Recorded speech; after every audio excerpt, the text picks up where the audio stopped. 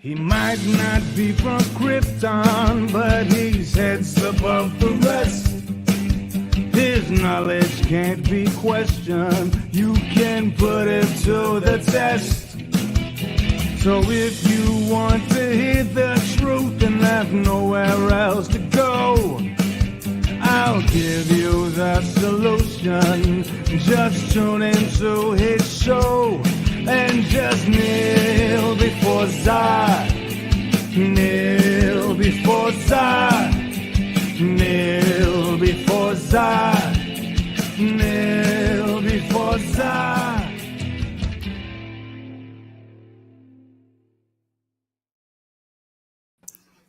I love that intro.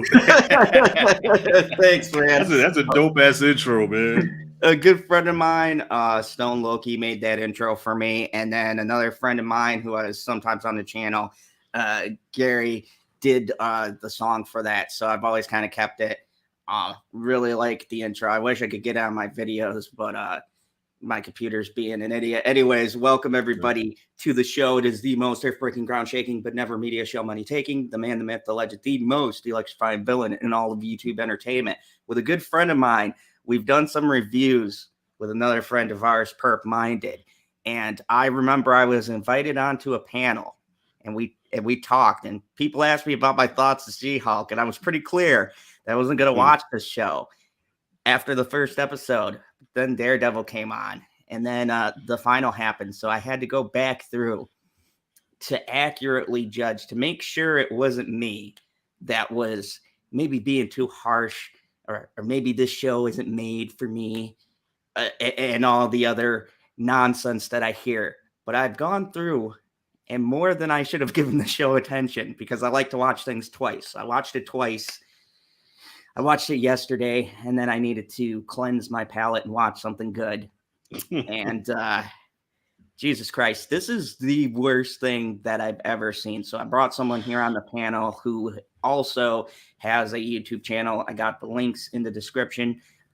Welcome to the channel. How are you doing today, Mr. Rashad G? I love your reviews too. You have very no nonsense kind of reviews.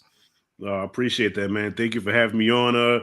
Yeah, doing pretty good, man. Slightly hungover. Had a little bit too much to drink last night, but I'm here, full effect, ready to talk She-Hulk, and I'm excited about this, bro. Yeah. So, in case normally I have more people on, but this is not a normal time. I've been sick for the past couple of days. I'm still kind of getting over something, but I'm feeling a little bit better. So, if you tune in later when you watch this, or whatever, we're doing a full, complete breakdown of She-Hulk. I want to give exact, specific reasons. I'm going to be breaking it down episode by episode, and getting into exactly why each and everything doesn't work, what the specific problems are, because I feel like you have two groups. You have one group who's that group that we all know on the internet, and they just seem to hate Marvel properties, Disney, Star Wars, all Disney things just in general. And then you got another group that loves everything Marvel and will say anything by Marvel is good. And then I like you to think you have like channels like yours, me, Perp, and other people who just appreciate a good story. Or we love Marvel and we currently hate the state that it's in. And this isn't the first, and I'm going to be blunt on this review, this isn't the first shitty property to come out of Marvel. It probably is not the last. This is an ongoing problem. A lot of people praise Thor, Love and Thunder. I almost walked out of that film. I thought it was that bad. A lot of people praise the Multiverse of Madness. A lot of people have given praise to these movies, and it's creating a vacuum where these creators specifically for this show have come out and talked about that they don't like you. Okay, they don't like the audience. They say it in the episode, dude. What is it? And I got my info up so I can see the episodes here. Let's see. It's 9 episodes, right? And they make the villain the fucking fans. Like these writers, and this is proof in their own show. You can watch the show. They hate the audience. And I'm not one of those YouTubers who say like Marvel hates you, but these writers, I'm talking this show, hates you. It hates its viewers, but it wants you to view it. It's the weirdest, strangest fucking choice in show creating I've ever seen.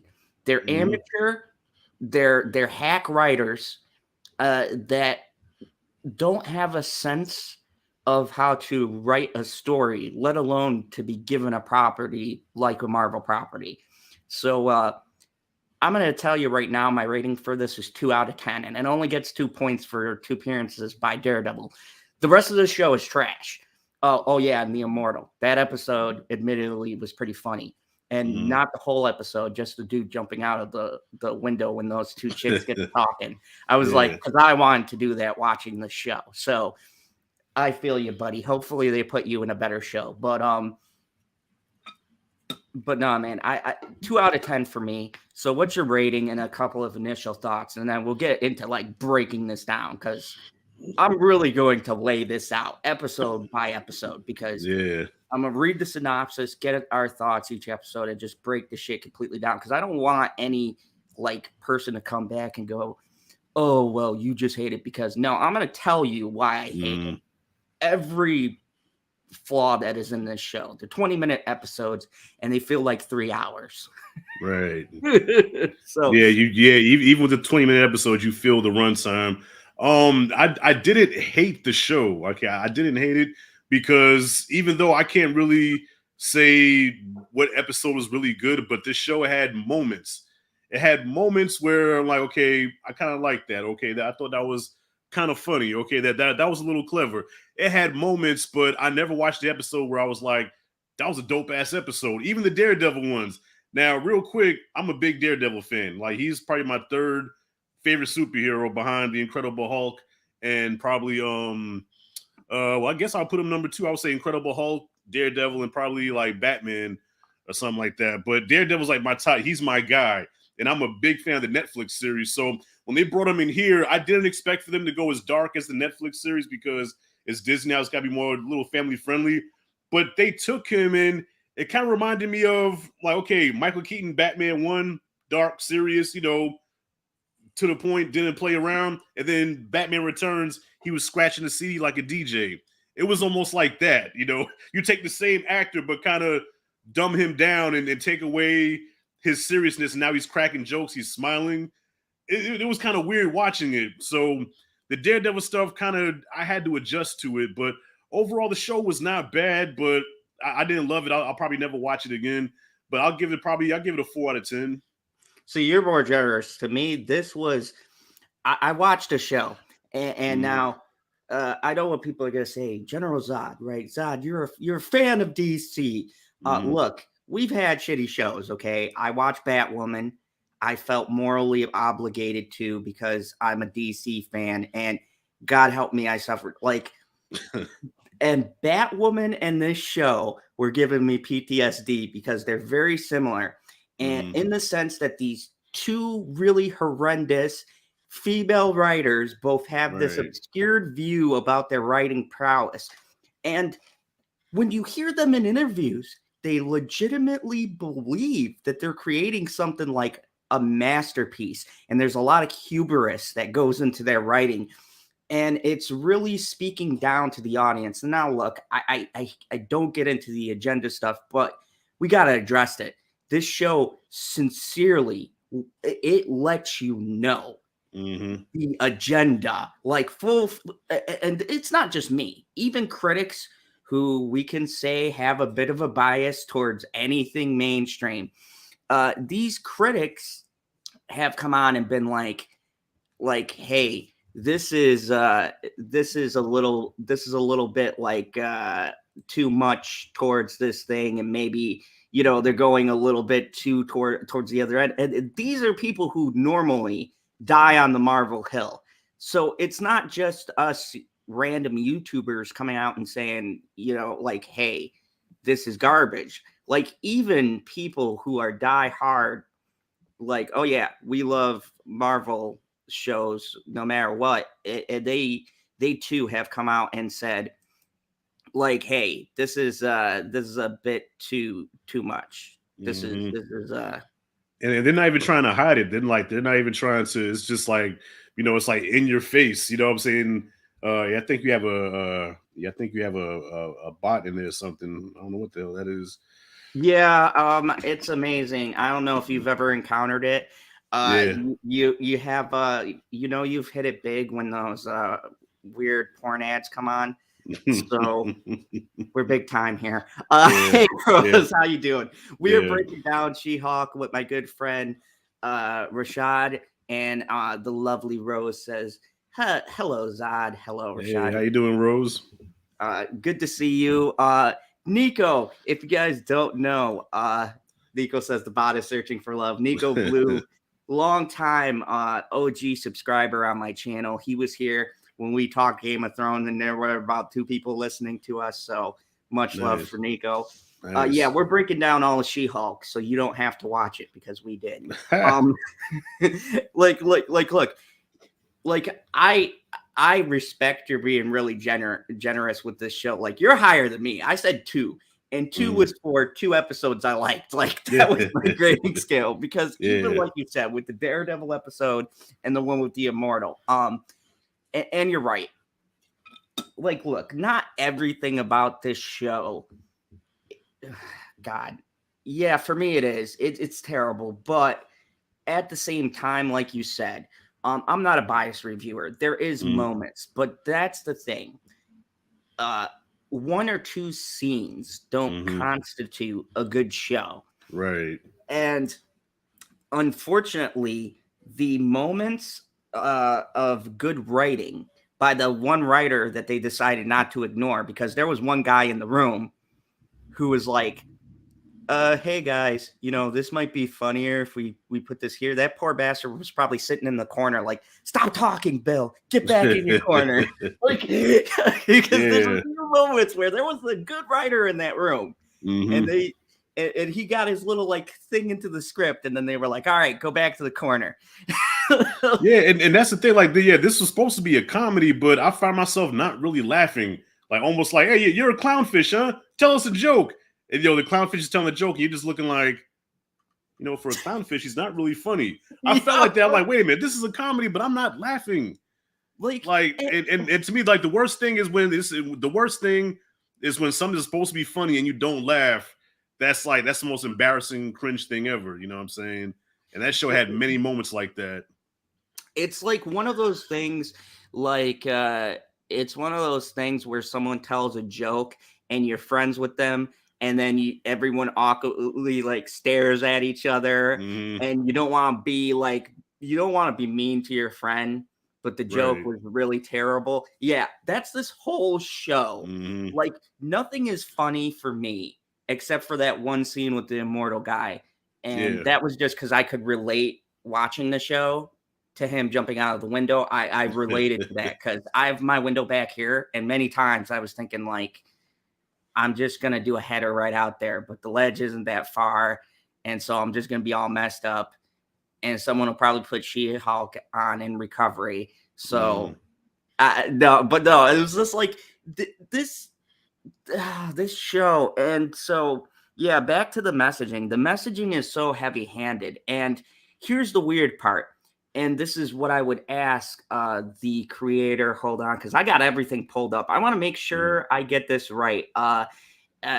She has an annoying name. Where is she? Where is the creator's name?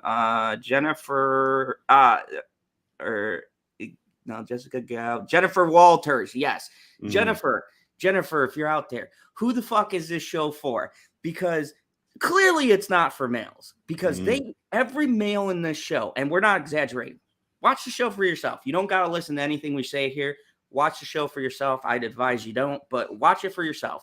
Every male in this show is either overtly a sexist pig, stupid, or dumbed down. Like, and it's like, look, yes, I know males can be whatever, but no one's that stupid. Like, comically, cartoonishly, over the top, stupid or sexist. It's like, yeah, those people exist, but really every scene, every bar, every office, every fucking frame And it's like, I don't know about you, but I felt fucking insulted. I don't get insulted easily. I've seen some feminist movies or whatever. There's a movie I love called Promising Young Woman. And I think that movie does that topic 20 times better than this does. Right. Because not every male in that movie is a fucking pig or stupid.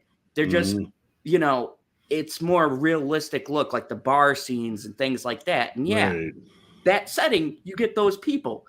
But you're just walking down the street or everyday fucking life. You just get these random ass people thrown into this world. Every male. Am I wrong? Was there a single male besides Daredevil who wasn't? No.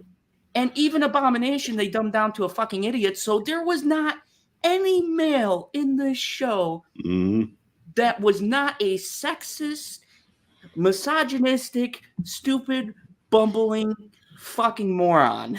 Right. Yeah. I mean, no subtlety at all. Just straight up, men are stupid. Like the first episode set the tone for that. You know, when she had that whole training sequence with Banner, and you know, she had that moment where she was like, you know, man, you know, stupid man, women strong, and she had that whole monologue where she was saying how, you know, I can control my emotions because I deal with men all the time hitting on me or trying to, you know, harass me at work. So I'm better at controlling my emotions. That's why I can stay Jennifer while I'm She-Hulk, whereas you have no control. And so it's like, in other words, I'm better than you. Really? So Hulk Banner has been Hulk for years now, and she literally just became a Hulk in one day, and she's better than him and like everything. Come on, man. Yeah. Like the whole thing is like, did you writers watch the original Hulk? Like, look, the original movie before the one that's actually in the Marvel timeline, the one with Eric Baney or whatever. Oh, Eric Banner, yeah. His father killed his mother in front of him, went crazy, and we'll forgive the CGI dogs. It's been enough years. Like, look, that movie ain't great, but it is still part of the continuity. Okay, right. Whether you want to admit it or not, Marvel fans, it still counts. All right, and you know, he watched his father brutally murder his mother, then had to kill his father in an epic battle, and then was traveling the world by himself, and then skipped to the one that is in the timeline, the Incredible Hulk, which is obviously canon because they ported Tim Roth over. So that movie is canon. He was hidden in fucking Brazil, being hunted down, lost the love of his life, like twice. Yeah. like he you know, he finally, after years, learned how to control it, and still has moments where he can't control it. Try to commit suicide, and I'm sorry, Jen. Like you haven't had it bad. Like, I get it. Being a lady is tough. I have my beautiful woman right over next to me, and like she tells me stories, and I get it. These things happen. But it's not necessarily that the situation is wrong to bring up, but you have to have the writing team to be able to write something that is believable, where you can set it up in a way that's balanced, that has a balanced view, that like you could see a scene like, yeah, that's fucked up, but then scale it back and maybe show something, because it sets a bad precedent. And it's been a Marvel thing now for a couple of movies and shows, pushing this like really hard underlining agenda, and I don't understand it. And I mean, it's especially what's that? I'm sorry, that was my girl background. She said women are just hysterical. Yeah, well, I mean, they're setting up like an all-female Avengers. I mean, you think about it, you got She-Hulk now, and then in Hawkeye, you know, Clint passed the torch to I forgot what her name was. Kate Bischoff. Yeah. Kate Bishop, and then of course Black Widow's sister, and then Lady Thor we have now, and it's just everything is set up for like this all-female Avengers. And I'm like, well, damn, I guess the only strong male that we have is what, Shang-Chi, and even he took a back seat in his own movie. Like, good for Shang-Chi because, you know, at least, oh, there's the lonely troll. I know he's trolling me. Incredibly stupid. But, like, I love Lonely Banter, by the way. Go check out his channel. LB comes on the channel a lot for late night talks and throws in some common sense. He's got his own trolls. It's hilarious to look at his comment section. But yeah, it's just this thing where like look, and then the thing that confuses me and something nobody's talking about, because this is what I talk about with that double standard, because no one wants to acknowledge the good Marvel stuff. You have Werewolves by Midnight, which I watched, which was absolutely fucking fantastic. It was a well shot, great directed show. Female lead. I love Elsa Bloodstone. A lot of people might not know who that is, but it's the dark side of MCU. And they had Man-Thing in there, and it was a really good movie. And no attention. Like, I've seen like maybe 2 articles even fucking review it, and a couple of us YouTubers, but we're all talking about She-Hulk. So it's like, yeah, it's this weird thing where Marvel will release something good, and same thing happened with Shang-Chi. They pushed Eternals, and to me, the Eternals was the worst. Thor: Love and Thunder is up there for me, but it's like, comparatively, as far as like how invested I was, even if I hated it, like Eternals was just fucking boring. So like, you had them push Eternals and kind of like stomp down Shang-Chi to where the actor came out and said, "Yo, bro, my movie comes out before the Eternals," and Marvel is like kind of like just like kicking us to the side. Right. Like, I don't understand. Like, did they lose? Did the marketing team just give up? I don't understand. The push for pushing out these really ridiculous things. God, I gotta like report that. You can block them from coming back on the stream. Yeah, I'm going to do this here. Let's do. Yeah, I blocked it. You might have to do it a couple of times, because I've had that happen on the stream and I blocked them, and then somehow they were able to come back. So you have to do it maybe like 2 or 3 times for them to go away. Oh, hey, hey, Monkey Jeebs. How are you doing? Monkey Jeebs, another person on the channel. Thank you, everybody who's popping in and out. We're breaking down Marvel. So I want to give a comprehensive review. So this is going to take a while. Let's jump into these episodes. Okay. And they're only 20-minute episodes, so we can run through these pretty quick. But I want to kind of give bullet points. And right off the jump, I hated the first episode, and for a lot of things. And now look, I know people will argue, oh, Marvel's always changed things from the comics, but there was a reason why they did her arc the way they did, because in the lore that's set up, as far as Hulk goes, for turning her into She-Hulk, it made sense, because the original origins was she was an attorney, which they kept. She had a client. She got shot. Banner gave her a blood donation because they needed a blood relative in order to save her life. And so when they mixed bloods, that's when she became She-Hulk. Makes sense, right? Perfectly, very adequate way. It explains how you can have that transfer of his blood. She-Hulk, the show, takes the most convoluted, nonsensical way for an origin story that I've ever fucking seen in my life. This is the most overly complex type of thing you could have done to explain her origins. So they're driving down the road, and Hulk has this thing on his wrist that keeps him from turning into the Hulk. It keeps him Bruce Banner, which they don't explain that, because in their own lore, he's already mastered his anger, but whatever. I guess reasons, right? And the ship comes out of nowhere, which they explain, but basically they don't. And it shoots at their car or truck or whatever they're driving in. The thing flips over. There's a big like boom and stuff. And her blood and his blood mix because they both get cut. And then, boom, she dude, this is the most overly complicated way to turn somebody into a character I've ever seen. Why? You had a good origin, even within their own show.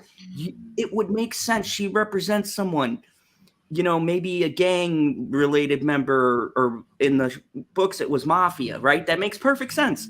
So, like, she puts someone away, gets shot, bam, bam, bam. You can even have an arc with that. And then, Banner's visiting, because he was visiting in the show. And then, they're like, hey, a family member needs to donate blood. And you maybe have a little bit of thing where he's tussling with it because he knows what it could do. But he says, it's my cousin. I can't let her die. Boom. Blood transfusion. Done. You don't need an overly complex, but like, what did you think about that? Because for me, within the episode and even following the movies, there's so much wrong with that logic. Right. They established in their own movie, the original Hulk that set up the whole entire MCU, they established his blood doesn't 100% work. It has side effects. Yeah. It changed people into messed up looking mutants when they tried to make blood. Did you writers not watch this? Oh, yeah. Maybe that would have been too dark, because Marvel, like Disney with Marvel, is like very, like, as time goes on, they become more and more family friendly and lighthearted. So to have the storyline where she gets shot and needs a blood transfusion, that they would have been like, oh, that's too much for kids to handle. And even though that's kind of weird saying that, because she, like, I mean, how many times did she have sex on this show? But they want to keep it family friendly, but she screws somebody like every episode. But I guess we'll get to that in a minute. So I don't know why they would do that, to be honest with you. Only thing I can think of is maybe it was too dark. Maybe they just need a real quick and easy way to say, okay, let's just get her origin out the way, drops a little blood, and okay, she's She-Hulk now. We don't have to really concentrate on that other stuff. Let's get to, the feminist, female agenda shit, and just get this origin out the way real quick. Because it was really rushed. It happened so fast, and like, wow, that's it. So that's all they're doing with their origin. Oh, okay. I guess we have to roll with it. But lucky news, I'm sorry, wasn't shot. She did. Yeah, they just seen the ship at a Dodge House. I've watched this twice, and forgive me if I still forget stuff in the show, because I honestly, it was hard enough the first time to get through. So the second time, I was like, and that's another good point. Banner would never knowingly give anyone his curse exactly, unless it was an extreme situation. Like, I believe with like family, like in the way they set it up in the comics, that makes complete sense, because then you're facing the dilemma, right? Like, you're not going to let your own family die if you have the ability to help them.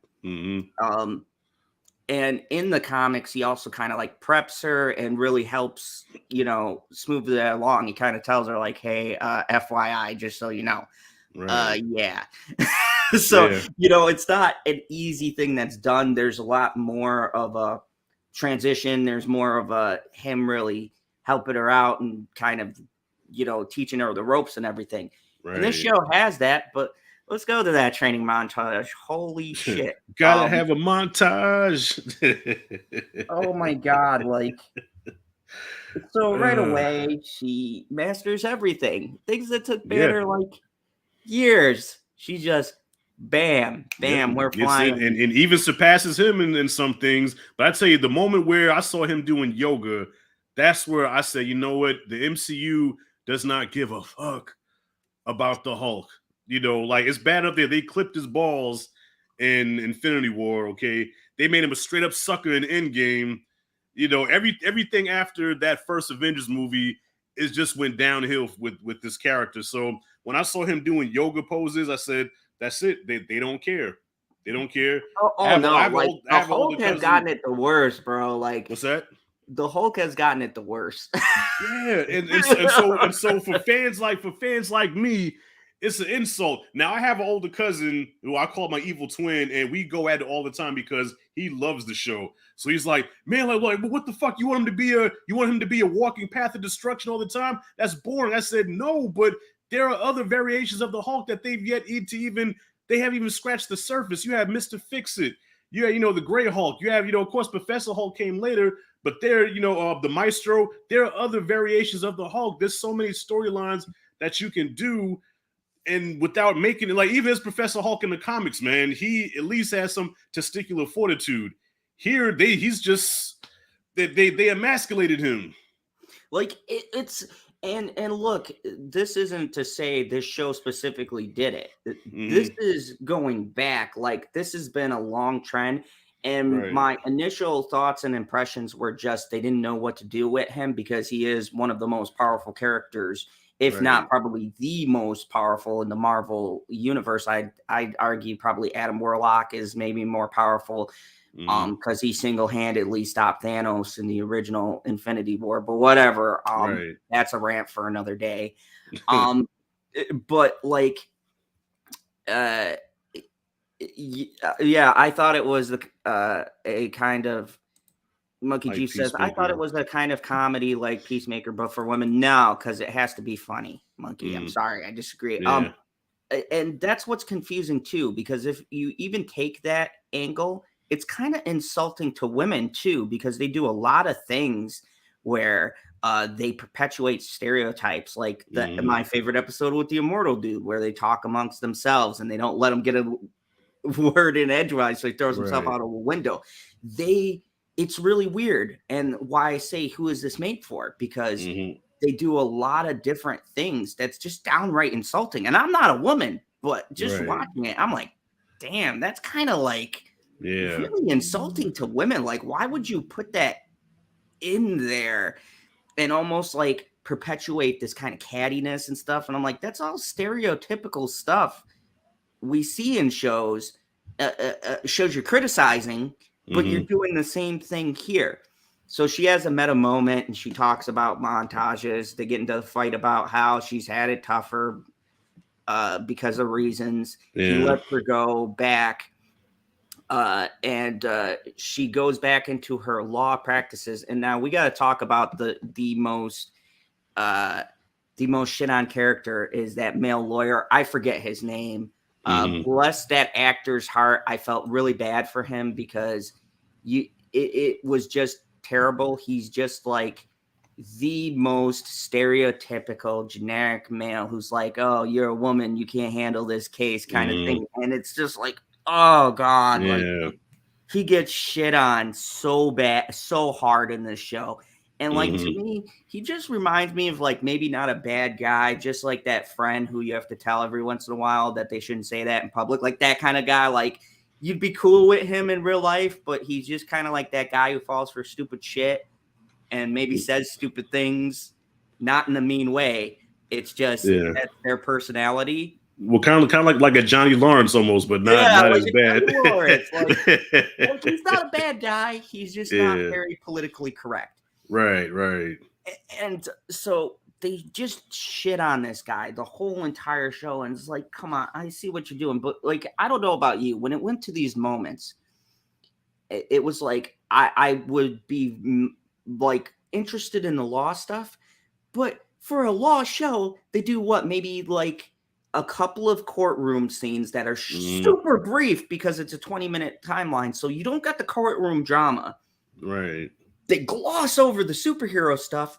So what is this show? Like, it's not a courtroom drama, which if you weren't going to go the superhero route, you could have leaned into that. Like Daredevil would have fit perfectly like he did. That whole episode was watchable because it was what I actually thought the show was going to be. Like you had Matt Murdock and her going back and forth, and we'll get to that episode because that shit goes off the rails at the final 5 minutes. Right. They felt the need to ruin what would have been a perfectly acceptable episode. We'll get to that. And so it's not a courtroom drama. It's not a superhero show. Men aren't going to like watching it because it's constantly just talking about how fucking shit we are. And women won't like it because you're perpetuating the worst qualities. So who the fuck is the show made for? Yeah. And I agree. I think that's why I was intrigued to begin with, because I thought it was going to be a courtroom drama like Matlock or something like that, or Ally McBeal. So Yeah, the fact that they didn't go there all the way with that is just disappointing. I think it would have worked better if they would have took that route, because that would have been really different than anything MCU has ever done. You know what I mean? So yeah, they definitely dropped the ball on that. Yeah, it's like, so it doesn't do. Hey, Sean B, what's up? We got a lot of different people in here. Thank you. I know it's a little bit earlier, but this is my full spoiler breakdown. So episode 1 ends with she's in this big courtroom thing. For the life of me, I forgot the case because the show doesn't give a shit about giving us updates. They glaze over it, so I forgot what the case was about because that's how much they focus on the legal stuff. Some such stuff is going on, and we got to talk about Titania. I was about to say, that's the first episode? That's when Titania came in there and fucking Kool-Aid Lady, yeah, bro. Yeah. I want to make a meme of this woman busting through walls and just saying, "Oh yeah." Because this bitch is like the Kool-Aid Lady of the Marvel Universe. Every time she appears, I think, except for one episode when they have an actual legal battle, she is busting through somebody's wall, and no one's arrested her. No. She threw a bench at people. Yeah. Like, no legal action. You did this in a courtroom with lawyers and security. Like, yeah. So let's Titania, another bad character, bro. What's your thoughts on Kool-Aid Lady? I have no thoughts on her. She was a wasted character. Made no sense. Could have did without her. Yeah, that first episode, like when she bust through the wall and then She-Hulk knocks her out, I said, okay, that kind of set the tone for what the rest of the show is going to be. I'm like, okay, this is gonna be some silly shit. It's like, look, the issues with just episode 1, and good God, thank God we're almost on episode 2. Episode 1 was so poorly paced. It was slow where it didn't need to be. It was too quick towards the end. So from a technical standpoint, pacing wise, it was ridiculously poorly paced. Shot wise, now I heard a lot of people about the CGI. The CGI in this show is up and down. Yeah, it's hit or miss. Yeah. You'll have moments, and the first episode isn't too egregious in this sense. The ship was pretty well rendered. The two Hulks looked all right together. That didn't really take me out of it. But the framing and the jump between cuts was really jarring. Everything at the back end of this the back end is so fucking rushed that you're like whiplash, because it's like the end, it just bam, bam, bam, bam, bam, done. Yeah. And it's like, whoa, did I just like press fast forward? What just happened? Everything just boom, done. Yeah. It astonishes me.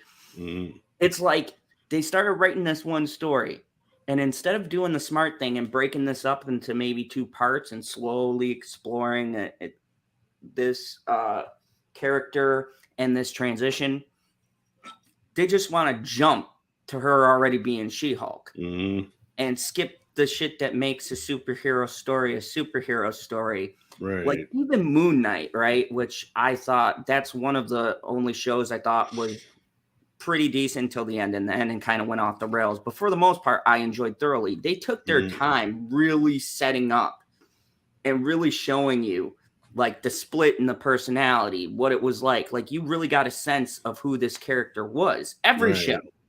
Loki, you didn't need much setup, but like Sam and Bucky and the Falcon and Winter Soldier, everybody had this progression where stuff was happening, but you still got, okay, let's get caught up. This is what this character's going through. This is how they feel. Like Bucky being in the psychiatrist's office. That was the best scenes for me for that whole show. It was mad funny when he's talking about trying to readjust to society, but you need those things. This show had none of that. They just want to fucking skip right to the end. It was, oh God, it was painful. Monkey Jeep said, they said episode 1 was like episode 8 originally. So I think after Jen freaks out and goes to jail, Bruce takes her on the island to train. But see, that's what I'm talking about, Monkey Jeeves. That's poor writing. That's what I mean about the show. Hey, Susan, how are you doing? It is poorly written and structured. Right. When you structure a story, beginning, middle, and end, I say this every fucking review. You can have the greatest ideas in the world, but if you poorly structure your story, it taints the whole thing. And I did this with Halloween Ends. I said, I don't think inherently that's a bad movie or the ideas that they had, but they structured it poor, because what they do in this, they should have set up in the second movie, and they didn't. They shoved it all into one film. And as a result, that suffers. And it's the same here. What should have been 2 episodes, or if her going to jail was in 8, they should have swapped then and had it like end with her going to prison. The next episode starts with Hulk picking her up and taking her to the island, and she's learning how to control things. That's what I'm saying. It's poorly written. It's poorly directed. I don't want to blame all the actors, because I know Tatiana from one of my favorite shows, Orphan Black. She's a very good actress. That show is like number 2 on my favorite BBC shows. She plays like 6 different characters, all with different mannerisms. Yeah, she has to play clones of herself. And she's a very talented actress, but I feel she was given very poor direction. And it was the same thing with Christian Bale in Thor. Yes.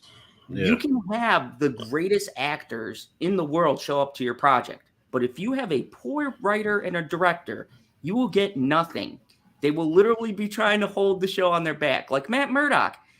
Dude, Charlie Cox, MVP. That man is holding that episode on his back, doing the heavy lifting. Right. Yeah, looking like the McDonald's version of Daredevil. I mean, I know that was the color scheme in the comic book or whatever, but not everything in the comic works, translates well on screen. And I'm like, dude, this is why is he colored like McDonald's, man? Okay. It's a throwback costume, but yeah. So the first episode, this one I rated a 3 out of 10 because I was naive, and a lot of it didn't work for me, but I was supposed to be out. Then I had people who DM me, and everyone likes to hear me rant. So here we are. I watched this whole shitty show for you guys. So hit that like button, because I do this for you. I suffered. These episodes, you don't understand. They're only 20 minutes. These episodes feel like 3 hours because the pacing is so terrible in this show. It's like crap to get through. So let's go to episode 2. And this is where we see them destroy. And he's one of my favorite actors, Tim Roth. He plays Abomination. Now, let's just do a recap so you guys get a sense of how much they destroyed him. We're talking about a man who in the movie The Incredible Hulk with the great Edward Norton, right, is such a great villain. This man nearly destroys the city. He betrays everyone once he gets Hulk's blood, which, by the way, he was the only one who worked because they used gamma rays, but whatever, to activate it. Whatever, we don't care about continuity. Okay. So last time we saw him, he was in Shang-Chi, underground fighting, weird. Didn't really question it because I was enjoying the movie. I'm like, oh, okay, so I guess, this is just a cameo, whatever. Now he's in prison and he's going to trial. And the second episode is called The People versus Emile Blonsky. Yeah, and the Sorcerer Supreme Wong makes a cameo. And so I guess if I'm giving this, if I'm being fair, the stuff with Juan was pretty decent, pretty hilarious. That actor, once again, an MVP carrying it. But let's get to the second problem of the show, cameos. This show hinges on so many cameos. I've never seen a show or a property in Marvel so dependent on who is there this week. So what do you think about this episode? Give us a little bit of your thoughts about the People versus Blonsky and I hated it. I hated it. For the first episode, I didn't mind, even though I was in my feelings about the Hulk. But this episode, I hated because, like you said, they took Emile Blonsky and just made a clown out of him. And the Incredible Hulk, he was a cold-blooded killer. Like, he was Special very forces. serious and It's special forces, like special forces. Yeah, his whole thing, he loved to fight and he loved to kill. And the whole time, he just wanted to get back at Hulk because Hulk beat him in his human form. So that's why he became Abomination. And you see him now, and he's a pimp in prison. You know, he's a pimp. He's got all these females, vouching for him, and he's, sitting back cracking jokes. And I'm like, this is not the same character. I mean, I know sometimes people change in prison. I get that, but not like that, dude. You don't go from being a killer to now you want to be a pimp. I wasn't buying it. Even the look of Abomination. I mean, it is more comic accurate than the Incredible Hulk was, but still, I wasn't feeling. I think they made a joke out of him. They made a mockery out of him. And I didn't like it at all. And I tell you another thing I don't like about this show, period. And I guess I understand why they had to do it because of maybe budget reasons, and they couldn't keep the CG consistent because there are times when She-Hulk does look good, where you're like, okay, that looks like actual, real character. But then there's times like, especially when she walks, I'm like, oh, that doesn't look so good. But if in the comics, man, when she's She-Hulk all the time. She doesn't go back from being Jennifer to She-Hulk. She's in that state all the time now. And so the fact that they kept making her change back and forth, it was bothering me. I said, okay, if you're gonna stick to the source material, stick to the source material. She's always She-Hulk. And just like with Abomination does not turn back into Emile Blonsky. He's Abomination all the time. So the fact that they had him go back and forth, I'm like, you're losing me. I gotta keep watching this shit, but you're losing me. So yeah, that long answer. Yeah, I hated this episode. One of my least favorite Wong ones. had been helping to trade, helping Abomination and trade for fighting, and I get that.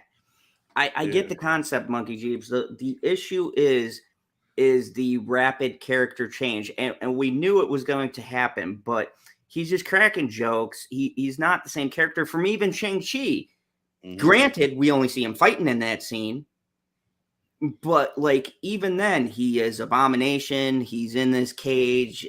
It doesn't change the character inherently. This is the issue: is that this is canon, and it is fucking up so much stuff and making it canon because Marvel doesn't say like DC will, where they say, no, we were just playing that movie, that show ain't canon. We're just gonna reset the timeline. Like, I give DC one thing: if they make something poor, they'll be like, nah, we were just joking, guys. Flash reset everything. We're good, right? Like, I'll be like, okay, but I know it's out there. It exists, but at least in my head canon, I can get rid of it. This shit is all canon. This whole thing. MCU fans, this is all canon.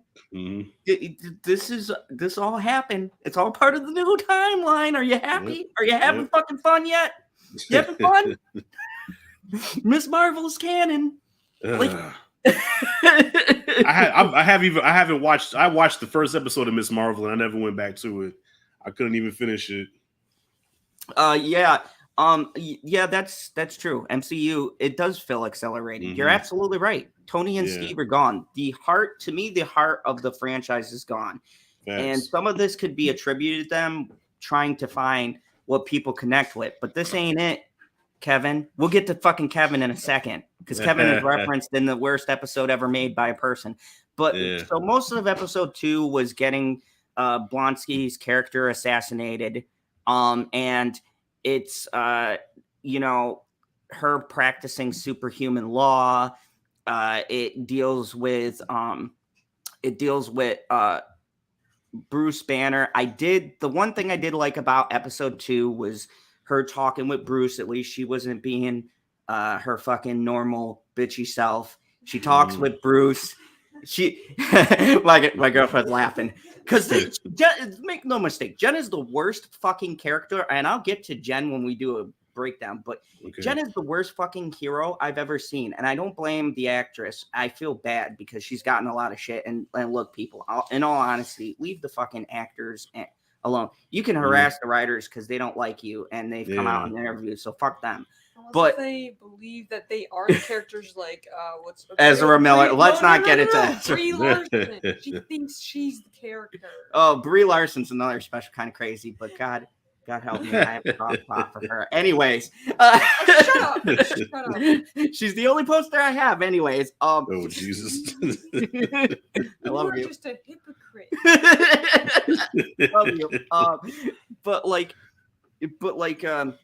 Yeah, this episode is fucking terrible. And to be honest with you, episode 2, don't worry, we'll get to the next one, which is a banger. You get to see Torque, and you excited yet? I was gonna ask which one was the twerking episode? Was it episode 2 or 3? So I guess it was 3. Did you see that video I sent you? Yes, I saw it. Anyway, we having fun yet? Anyways, so Jesus. No, I didn't get played, Papa Cotton. I called it from the beginning. I said this show was going to be terrible. He was on the panel. Episode 1, I said, I'm out. But as Laura B put it, everybody loves when I suffer, so it makes for a better video. Yeah, I can relate. But yeah, the episode 2 is just bad because it's slow. Like you said, you're having a hard time remember, right? Because there's so much shit in it. Like a good majority of these episodes are either filler or whatever, and they do this bullshit with it. Say, oh, we're doing the case of the week, right? Star Trek had let's say a planet of the week, right? Like they had 2 or 3 things they'd start at the beginning of the season and they touch back on at the end. Okay, but every episode was self-contained. Stargate did the same thing. There's a lot of shows that do that format. The old school comedies, Family Matters, Fresh Prince of Bel-Air, not the new one, because my God, that's terrible. It wasn't that bad. No, it was actually surprisingly good. I just missed the comedy. For me, it's more of a drama than it like there is funny scenes, but yeah, maybe I do a separate review on that. It's no She-Hulk. Yeah, that's for damn sure. Yeah, I would watch Bel-Air again. Yeah, this show I will never watch or talk about again once we're done. Season 2, you can miss me. I don't care how many requests I get for it. I suffered through 2 seasons of Picard. I've got enough shitty shows I watch. I don't need any more. So this episode is just basically filler. They're setting up for the next episode, which is episode 3. And this is where we start going really off the rails. And it's called The People versus Emile Blonsky. This episode 1 has so much shit going on. It's 2 cases, but they really focus on one of them. They introduce the Wrecking Crew, which they destroyed. There is the stupid dumbass lawyer guy who they shit on thought he was talking to Megan Thee Stallion, which first off, if you are a YouTuber or someone follows you on Twitter or Instagram, I have some actual directors and stuff who follow me. I reviewed their movies and I checked, like, they have their official sites and everything, and I got followed by them. Cool. Doesn't mean I'm fucking friends with them. Just because they liked my review and they gave me a follow and promoted my stuff out doesn't mean we're going to be getting tacos or something. So this fucking idiot thinks that Megan Thee Stallion is DMing him, is in his DMs, and that, they're hitting it off. And it's a light elf from Asgard impersonating Megan Thee Stallion. So we've got a really terrible fucking subplot that is just a way, which the directors confirmed, to have a guest appearance by Megan Thee Stallion, because how the fuck does she's now canon to the MCU. Are you Marvel fans having fun yet? Yeah. Canon now. So I'm gonna let you give your thoughts first. We'll continue because I forgot a lot. I've only watched this show one time, man. So you got to refresh my memory on these episodes. So So basically, the gist of the episode is that he was removed. Blonsky was removed from his cell and then returned to prison. Meanwhile, She-Hulk's trying to contact Wong about Blonsky going out to do these fights. That's why he's in trouble. It's a violation of his parole. How the fuck they caught Wong opening a portal and then, whatever. And then Blonsky is released on parole. I'm sorry. And he's forbidden from transforming again. Okay. And then we don't get any of this, by the way, in the court. They do the case. Walters testifies at Blonsky's parole hearing. He gets released. Like, none of this, it's so glazed over. So they set this up in episode 2, but they fucking glaze over it. And like, literally, this is like 5 minutes of the episode, of a 20-minute episode. You'd think all of the setup, literally the second episode is based on this big ass trial. And they cut the fucking court scene out. And instead, we get this stupid storyline about Dennis. Fucking Dennis. Oh, my God. And I'm sorry, Augustus. It's Augustus who's her co-worker. Dennis is the guy who approaches her. I can't keep these people straight because I didn't care about anyone. So the dude, her co-worker, Augustus, who's always being shit on, thinks that he is being DM'd by Megan Thee Stallion. It's a light elf from Asgard who's defrauded him, and they imprison or defrauded him by impersonating Megan Thee Stallion. The case is assigned to Jen, Augustus, or Pug, as they call him, and Walters helps Pug win the case.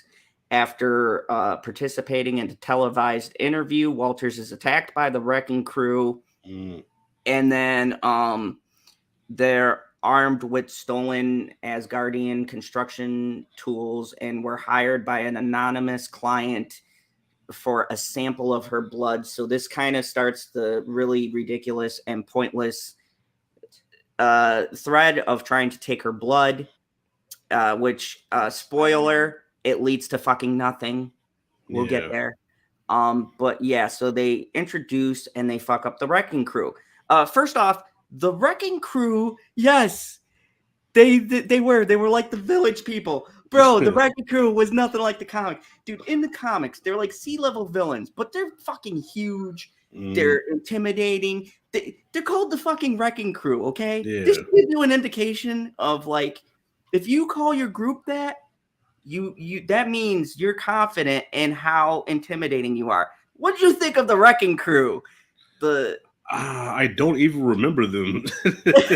I don't exactly. like bro. That's why I was listening to your recap of the episode, because only thing I remember from this episode, bro, was Megan Thee Stallion in the courtroom, and then the twerk scene, and Abomination becoming Abomination, and going back to Emile Blonsky again.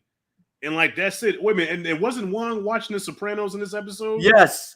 Okay. That's the highlight of the whole episode, man. Was Wong watching The Sopranos, which is my favorite show of all time. Amen to that. God, I wish I was watching The Sopranos. I watch. You know what? I like that scene too, because I'm like, I should watch The Sopranos later. Right? And I think I did. I think I watched Sopranos that same day, but yeah, I don't remember the Wrecking Crew, bro. Like, there's little I remember about that episode. So, dude, even the worst villains in Hawkeye, I remember all of the people in Hawkeye. Like, I remember Echo and that little like terrorist group or whatever. I remember even the shitty terrorist group in Falcon and Winter Soldier. The redheaded girl, I remember everybody. I do not like. I vaguely remembered the Wrecking Crew. I forgot they were in this episode till I read the synopsis. Yeah, they're like, bro, yeah. Monkey Jeeves was right. They looked like the Village people, bro. They're like, like. Let me pull them up. I want to, because now I'm tripping, because I'm like, I don't remember. Maybe if I see them, it'll come back to me.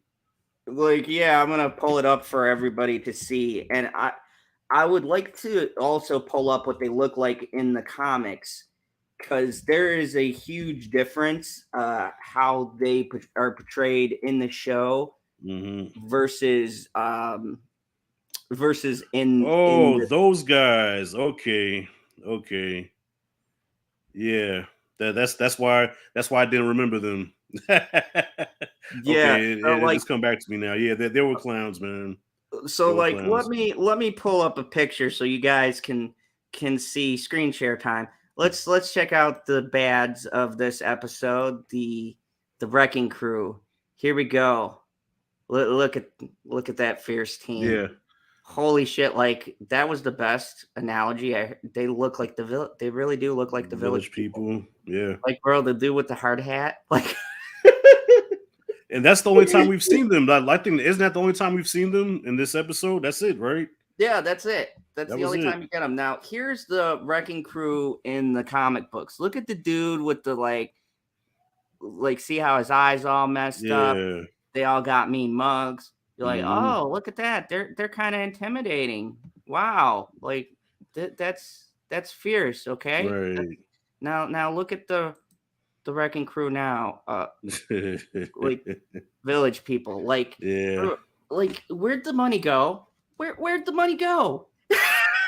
This is terrible. You know what? That's almost as bad as how they did Ken and Ryu in Street Fighter movie.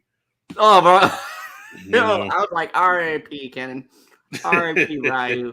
Like, oh man, that was like Dragon Ball Z evolution. Yeah, of bad. Like, okay, like Goku as a teenager. After seeing them now, I remember them, but they nah. Next. Yes, it was bad. The storyline is just made. Everybody, we get to see She-Hulk and Megan the trainer twerk. Now, don't get me wrong, because like, okay, there were people, on the internet somehow, how can men be mad about Megan Thee Stallion twerking or whatever, like trying to insinuate like, would you rather see a man twerking? No, Megan Thee Stallion is easy on the eyes. I don't mind seeing her twerking. I can see her twerk all day, but on a She-Hulk show with a bad CGI She-Hulk, it just didn't work for me. It's like the weirdest. And here's my issue with this. What the fuck does this have to do with either courtroom or superhero shit? And look, like, I'm no fan of Megan Thee Stallion. I'll be 100%. I would take Cardi B over her. Yeah. I don't like a lot of the female rap artists. I came from like Lil Kim, Foxy Brown. For me, everybody's just kind of biting off of that, particularly Lil Kim. Like, she's the OG of starting that, like, how do I say, racy kind of rap. Right, that provocative, the provocative sexy rap. Right. You know what I'm talking about. Like, yeah. Lil Kim's been doing it before but that's my old school rant. Music's a whole nother subset. But bro, I listened to 5 minutes of her music because I didn't even know who she was. I said, nope, not for me. But with that being said, that's more of a musical taste. This is just terrible because this whole storyline, and the writers came out and said it after this episode like idiots. They constructed an episode. You put this in the middle of your show. You cut off a storyline for something so you could just have a guest cameo. Why? Like, that's not how you write. You don't write around your cameos. You write around if it fits your story. Like, Daredevil makes sense. It's a courtroom drama. Daredevil was partially a courtroom drama. You saw a hell of a lot more court than you did in this show. It makes sense for them to be, meeting up with each other on a case, even if that's convoluted. And we'll get there. Jesus Christ. Well, I mean, and I don't know if you feel the same way too, bro. It almost felt like this show had like no cohesiveness where, you know what I'm saying? Like for example, like Obi-Wan, it all tied. You could watch the whole Obi-Wan series and it feels like a movie because everything ties into everything. But with this show, it's like, it's every episode was like repetitive. It's like more of the same. Okay, you go to court, goes out with a guy screws her, but then leaves her because he likes her better as She-Hulk and not Jennifer. Oh, you know we'll what I'm get to saying? that Like, episode. They wait until 4 to drop that bomb on us. Yeah. yeah. So it just feels like with a show, I like when I can watch a show and I'm looking forward to next week because okay, you know, this episode ended with a cliffhanger. Okay, what's gonna happen next? You know, like everything should tie in together. And with this show, I never felt that. It's like every episode felt like its own thing, and the next episode just was like just a totally different story that you know that I have to get invested in all over again. You know, it was just more of the same. I mean, that's how I felt. And Monkey Jeeps, the difference between this and the Ally McBeal Dancing Baby is that Ally McBeal was a great written show. I loved Ally McBeal, and a lot of it was set up to the way the writing on the show pretty early lets you know that it's her perception of things sometimes, and like it was the show's format. This didn't establish its format at any point. Right. I'm still fucking confused about what this show is supposed to be because it doesn't give itself enough time to set you in a rhythm. Like once you are set somewhere, it switches Right. and then does something else. And it's like Rashad said, there's no consistency. So from episode to episode, nothing makes sense because even stuff they previously set up, they glaze over and they just jump to something new. It's very, very poor writing. And that is a sign of poor writing and poor directing because even with 20 minutes, you should be able. Yeah, I remember Robert Downey Jr. was on it. It's all connected. Yeah, it might be. Yeah, I remember the Robert Downey Jr. episode. I was shocked. I was like, whoa, Robert Downey Jr. I'll even feel what? Yeah. You're reminding me of a show I actually want to watch. Yeah, terrible episode. Is magic real? Jesus Christ. So number 4 is magic real. We're almost done, thank God. This one, a magician is copying Wong. He stole the little brass knuckle things from the Kajmata. And so Wong, and this baffled me. Okay, so these people protect ancient artifacts. Like, first off, since the ancient one has died, what the fuck is going on over there? They are losing shit, pulling people out of dimensions, breaking all sorts of rules. Doctor Strange isn't the Supreme anymore because he died, but he is, but he isn't. Wong's basically a placeholder. That's a whole nother discussion for another day. But anyways, they lose their little artifact. So Wong, the Sorcerer Supreme, Rashad, like this man is he's it. Yeah. The boss man. Takes dude to court. What? What? You know what? I didn't think about it like that, but yeah, that makes sense. You're talking about a man who went to war with Mads Mikkelsen, probably the most underrated like villain. Like they slow down time. They fought for the universe. Stop the multiverse of madness. And yo, he sent some summons, bro. Yeah. Bro. Bro, I can't. How? Yeah. Wait, don't they introduce that new character that chick? She was a fan favorite too, but then they never showed her again after this episode.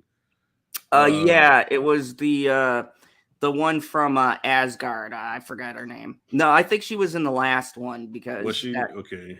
Yeah, that's what I'm saying. It all bleeds together because the cameos are so often that it really takes away from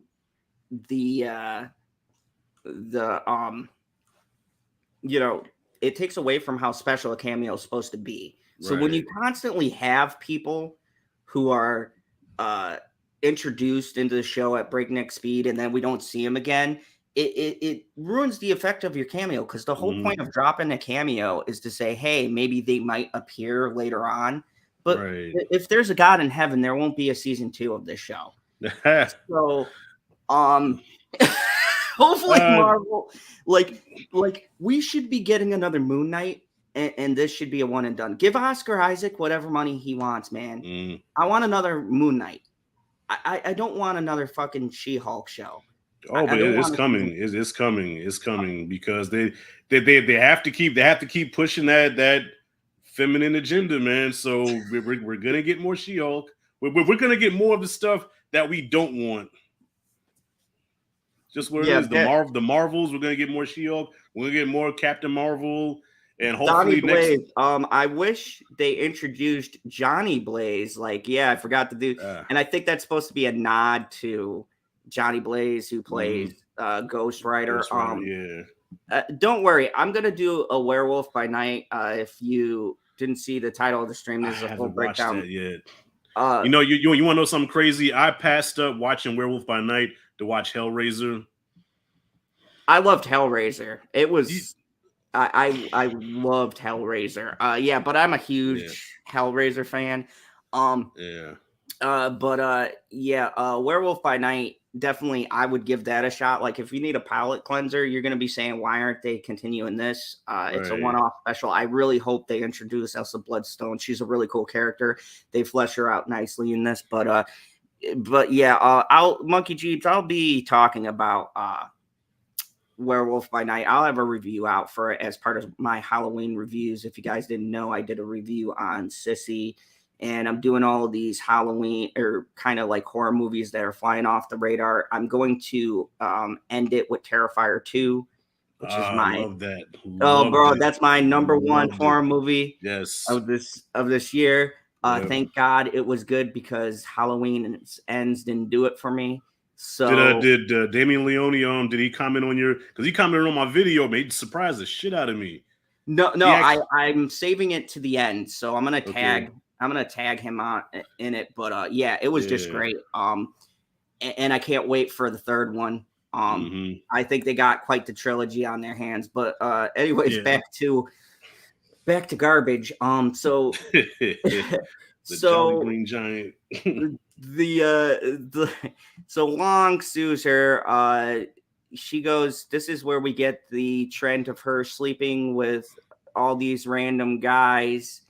And look, the way this is done, I don't have a problem with showing women who like, they're comfortable in their sexuality. I think if guys could do it, why can't women sleep with different dudes? Like, what makes it so different? Like, I never had that beef, but there's something in the show where they do it that just doesn't feel right. Like, it doesn't come off right. It doesn't feel like trying to empower. It feels the opposite, like almost rating the character, because the dude she's hooking up with is this big muscular dude.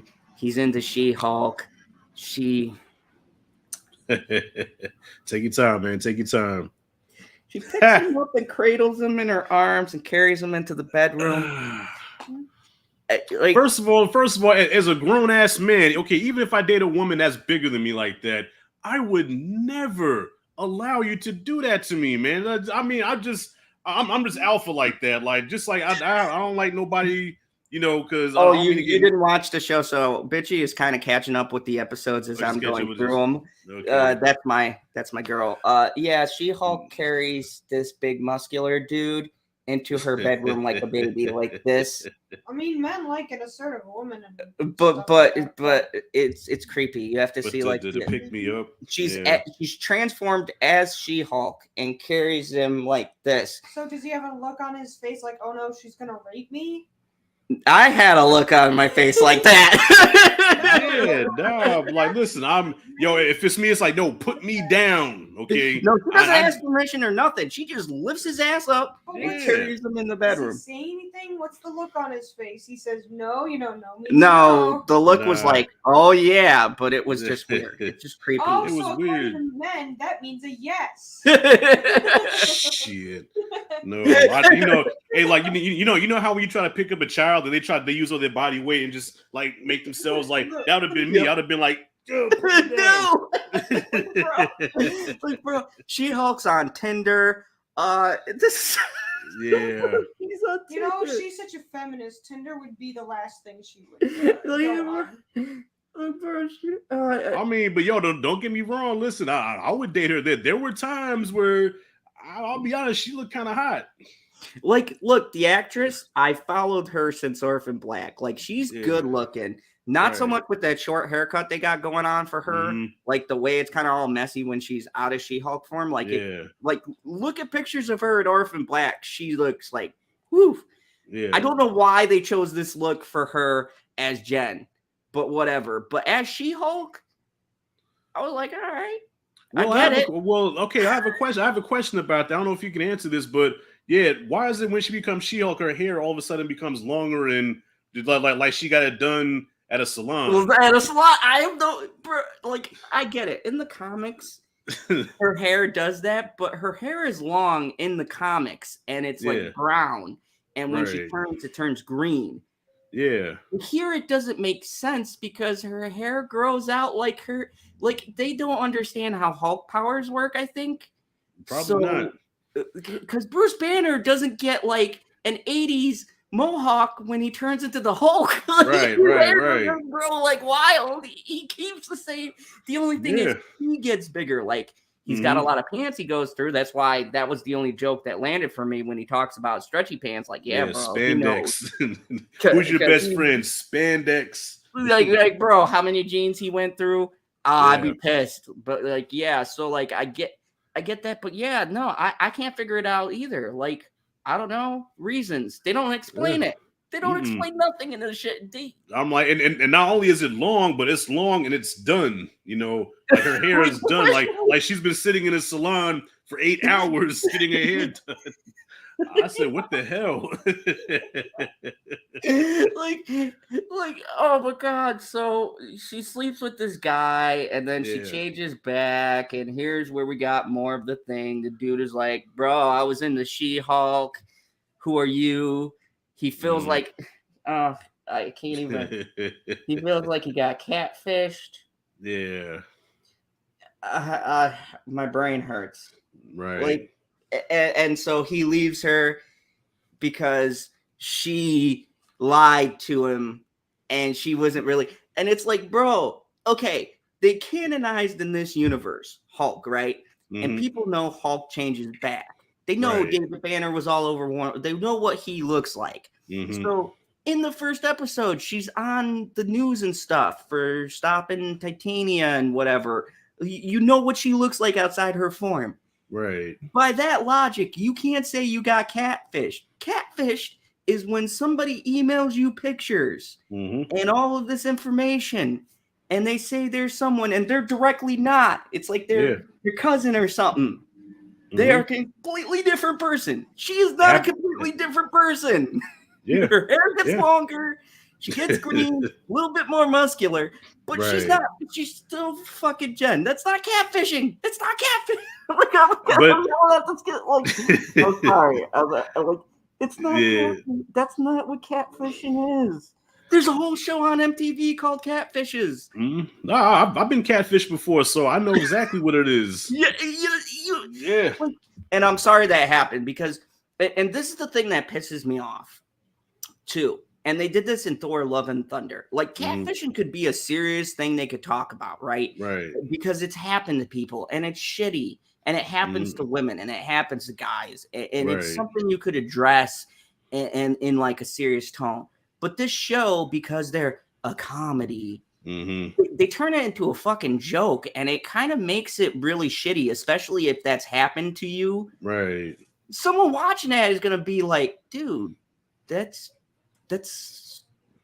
insulting. It's kind of fucked up. It's like all of these serious topics that they try to address, they do it in such an overtly comedic, nonsensical way. Taste, like almost in a tasteless way. Yeah. But but I'll be honest, I did kind of feel bad for her character a little bit when that happened because she seemed to really like dude, and she had a good night. And then when the guy said, "Well, I like She-Hulk, I don't like you." I mean, and plus the way her performance, I did feel bad for her. I was like, damn, that's kind of fucked up, man. And that's what I'm saying with Tatiana as an actress. She's got range, and it's moments like that where you could see where she could have elevated this show had there been better writers and directors. Right. She would be the perfect cast. And I even defended the casting because a lot of people, as they do, were attacking. I said, hey, I know her from this show here and a couple of like different. She's a British actress, so I followed her work. She's a great actress, and I'm glad she's known in America now, but not for this. Like, they waste her talent. Like, this is a moment where you could see the character's vulnerability, and it would have meant so much more if everything else surrounding this episode wasn't fucking ridiculous. Like, just the concept of the dude using that as an excuse, and like, I get it. It's supposed to be like, yo, I was with this woman, and who's this? You know, you wake up the next day, you know, or those drunk hangovers where you're like, whoa, you looked a lot better when I was 50 pops in. Like, you know, you have that moment when you look over like, I didn't. Like, whoa, we're just gonna never speak about this ever again. It never happened. Your friends call you up like, yo, bro. You're like, nah, nothing happened. Nothing happened. But like, so I get what they were going for, but it's so poorly executed that it just doesn't come out the way I think they wrote it. It comes out very stupid, forced, doesn't make sense, and it undercuts a great performance she could have had in that moment. Some sympathy we could have given this character, because for the most part, throughout the whole thing, I just think she's a bitch because she doesn't learn anything, and we'll get to that. She has no arc. She has no fucking character arc at all. Where she starts in the beginning is where she ends at the very last episode, where it's absolutely not a fucking thing in between. We just have moments where we see great acting. But besides that, she as a character has no growth. There's no arc, because I was expecting at the end, even with the ridiculous thing, that there would be something where she comes full circle and kind of learns some more about her powers and things like that. But there was none of that. Even with that, she just beats everyone because, you know, she says she becomes more comfortable, but we don't see the struggle throughout the show. It's all of this stupid shit like, oh, a guy rejected me. Yeah. Well, they were setting they were setting up for that though. Like episode 8 was setting up to where she could have had an arc, like the way, you know, because it had that Carrie moment where everything turned red. I said, oh shit, like she's really hulking the fuck out, and I thought they were gonna make an arc for her there for the next episode. They just totally just went the stupid route again. Yeah, and it's like, this is the thing that's frustrating, is that in a better writing team's hands, this could have had, like, we could have been sitting here going, okay, the beginning was rough, but unlike other shows, towards the end, they pull it together, and I get the point. Like, it may not have been for me, but, like, you know, they built something, and now they could do better. But it just doesn't. It cuts itself every time. And well, I mean, writing 101 is you have to take your protagonists and put them in situations and give them obstacles to overcome. That's why we as an audience root for them, because, okay, they got to overcome this situation. They got to overcome this obstacle. And there was never a threat. There was never she was never in any real danger. Like, the worst thing that happened to her was guys not wanting to be with her anymore because she was Jennifer. Like that's it. That's the worst thing she went through, was that, you know, guys rejected her, or, you know, when she got exposed, when the guy took her phone. But that was it. Other than that, there's like no real danger for the character. So why am I rooting for her? Well, why do I want to see her win? You know, and they don't give that. They don't give it at all. And so that happens. And with the Mean Green, episode 5 was just continuation. Her dating life isn't going good. Her she's sued by Titania, which was fucking stupid and led to nothing. So she countersues her, then she discovers Todd Phillips, the douchebag we were talking about, and she sleeps with him, and he records them on his phone because, like, we know, all guys are villains. There's no good guys here. They're all dicks, and I knew he was going to be the head dick. I saw that shit coming from like a mile away. It's as Yeah. predictable. Spoiler alert: he's the fucking villain. Mhm. And so he takes pictures of her, and he also takes a sample of her blood. That's gonna set up for the most ridiculous, stupid shit you'll ever hear. We'll get there. And lead to nothing with the blood. The blood is fucking useless. I have no clue why they put it in, because nothing happens with the blood. We don't even get anything with that. Everything. Well, correct me. All right, correct me if I'm wrong, but didn't they establish, I think in the first episode, that the blood doesn't, like, the only reason why it worked on her, because I guess her and Bruce had the same, I guess almost the same genetic code, almost, where his blood would like make her into a Hulk, but any other person it would have killed him.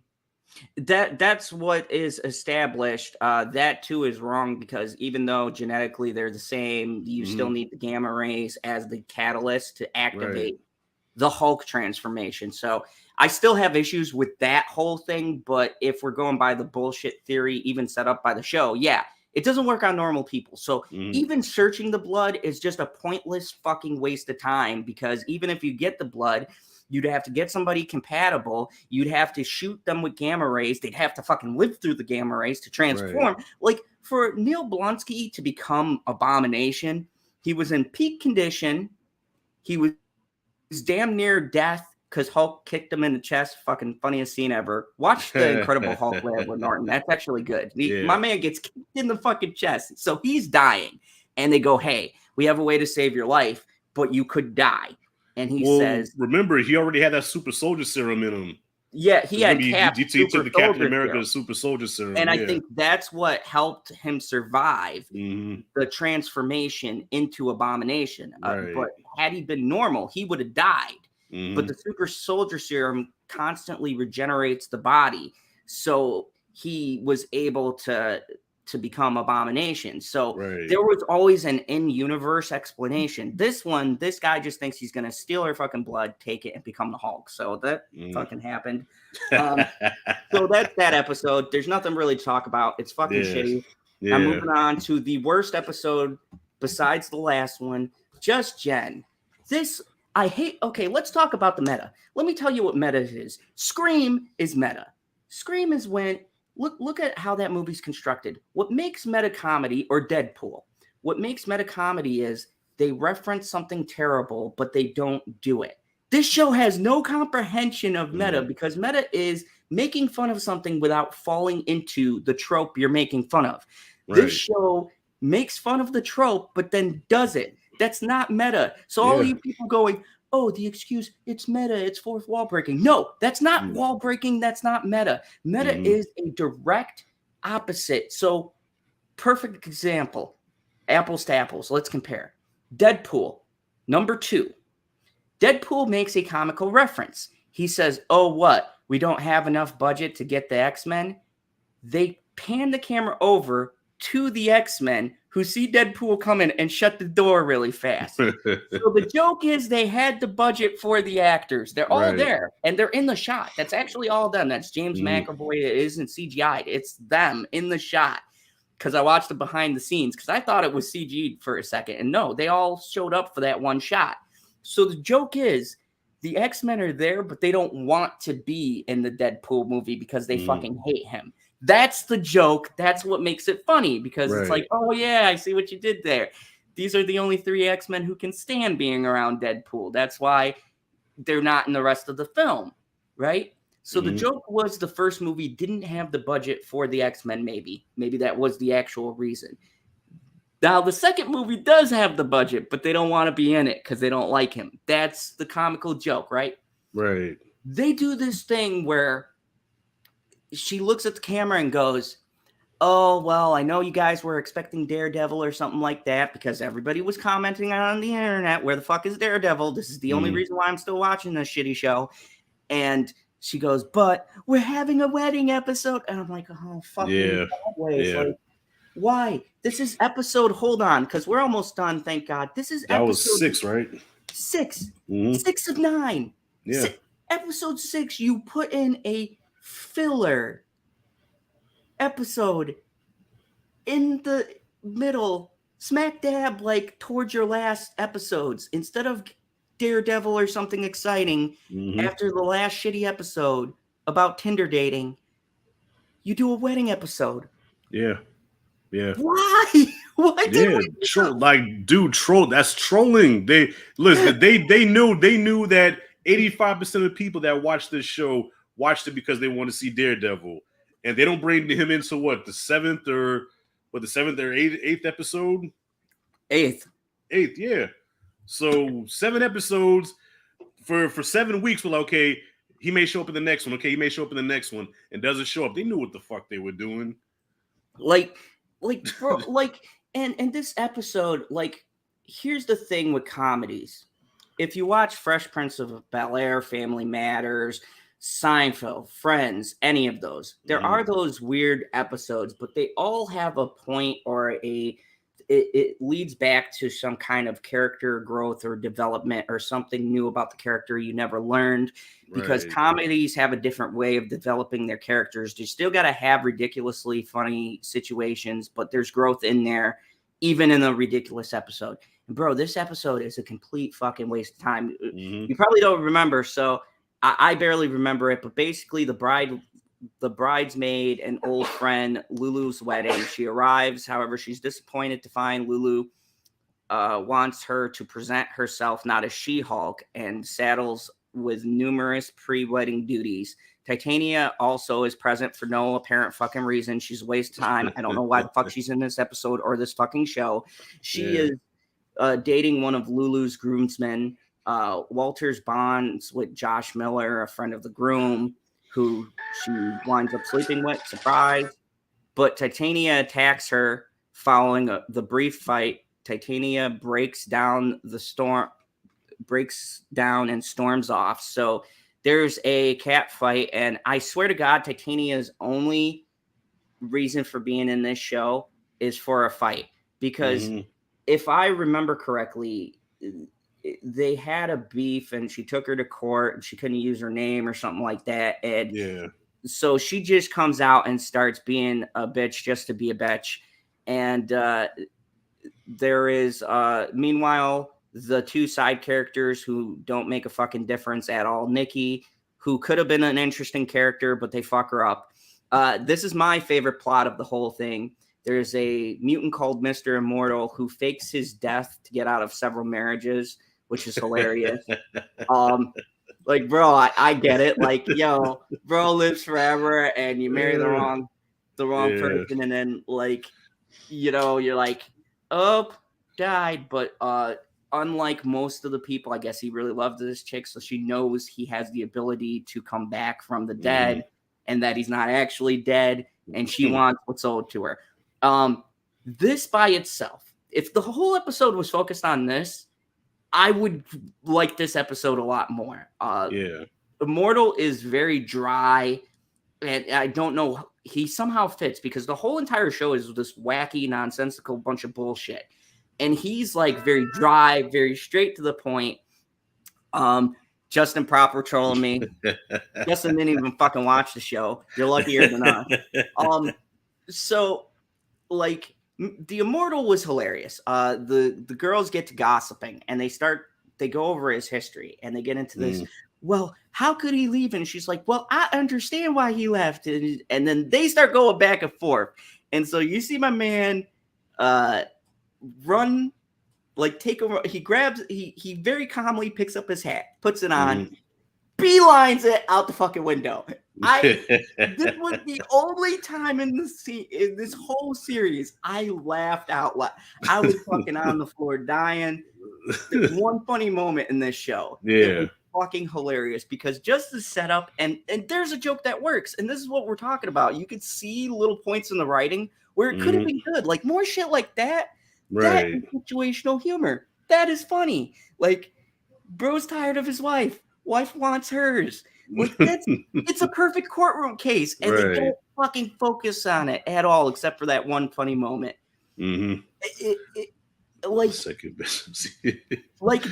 Just talking about that, doesn't that sound more interesting than this whole episode? Wouldn't that have been a funny case to follow? Her And then maybe we learn a lesson, like, you know, she talks to Mr. Immortal and is like, hey, can't you work it out with your wife? And you know, character growth, like a show's supposed to do. And we have this moment, and then she sees, oh, maybe I'm searching for love in the wrong places. She can learn something from it, but she's not in the fucking room. The B characters are dealing with what could be her arc. Nah, definitely, yeah. I read Justice Infinity War is not the second best MCU product. That's funny. But yeah, I think if each episode would have focused on a different, because it's a superhero division, right? So dude, take that concept and run with it. Like they could have been many more moments like that had they stuck to that premise, but for whatever reason, they didn't. I don't know why.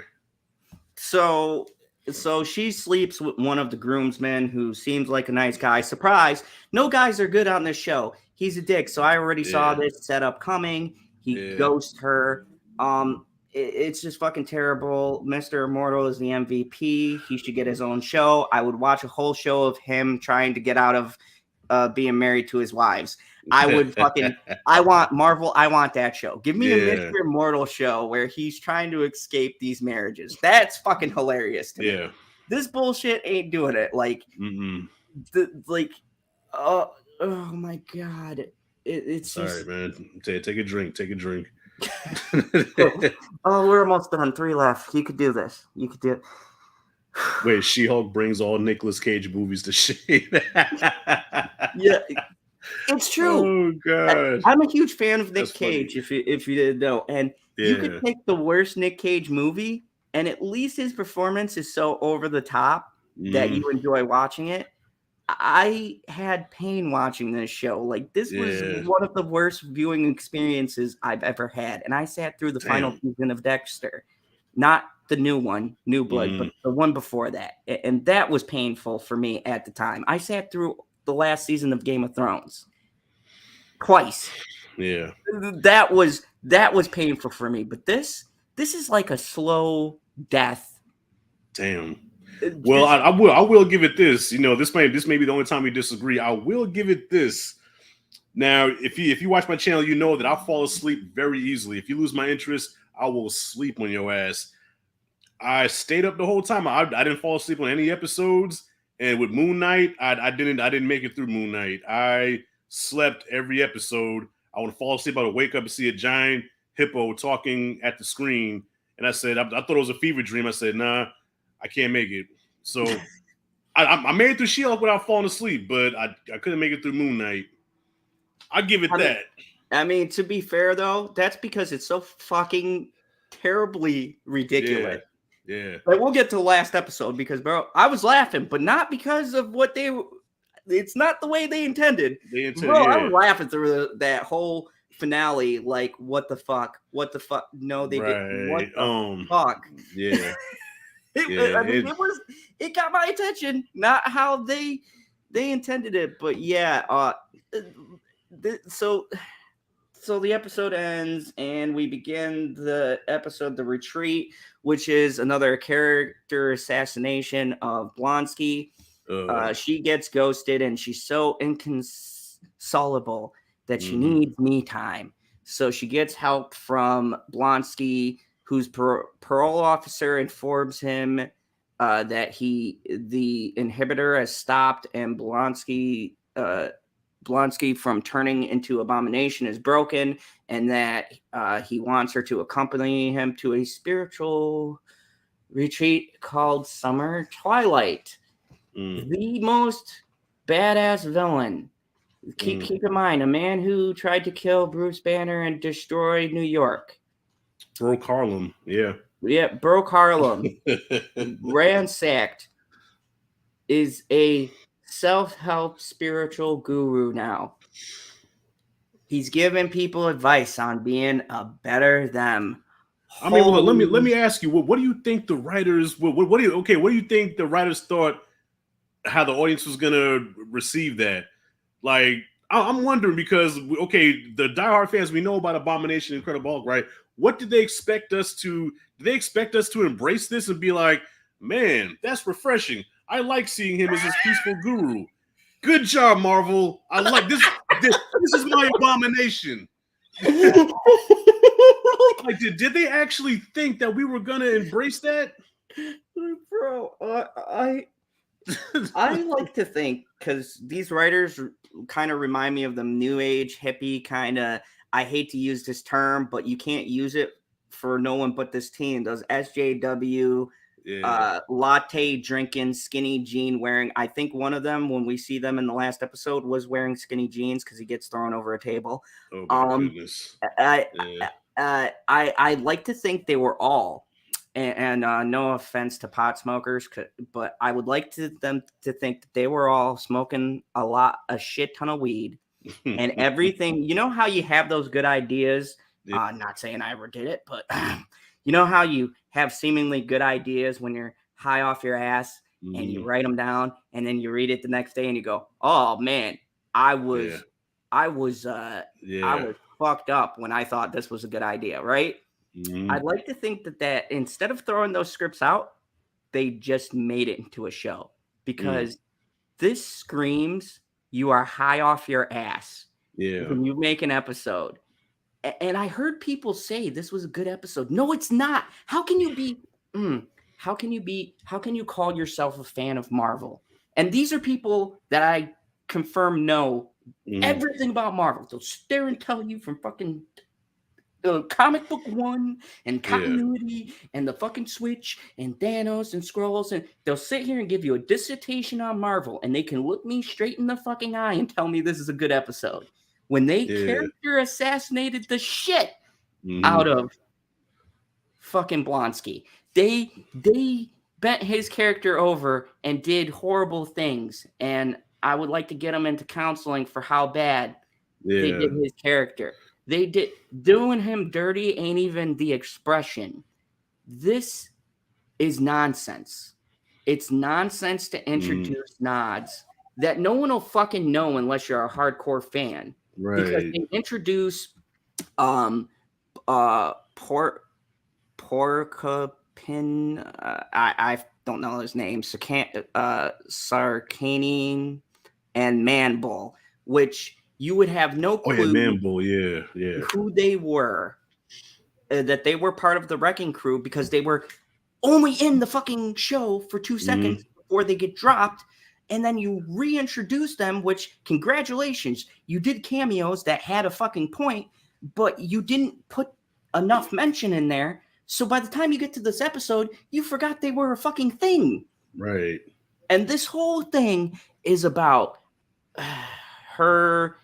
Like, they give her this arc that she doesn't deserve. Like, she's victimized, right?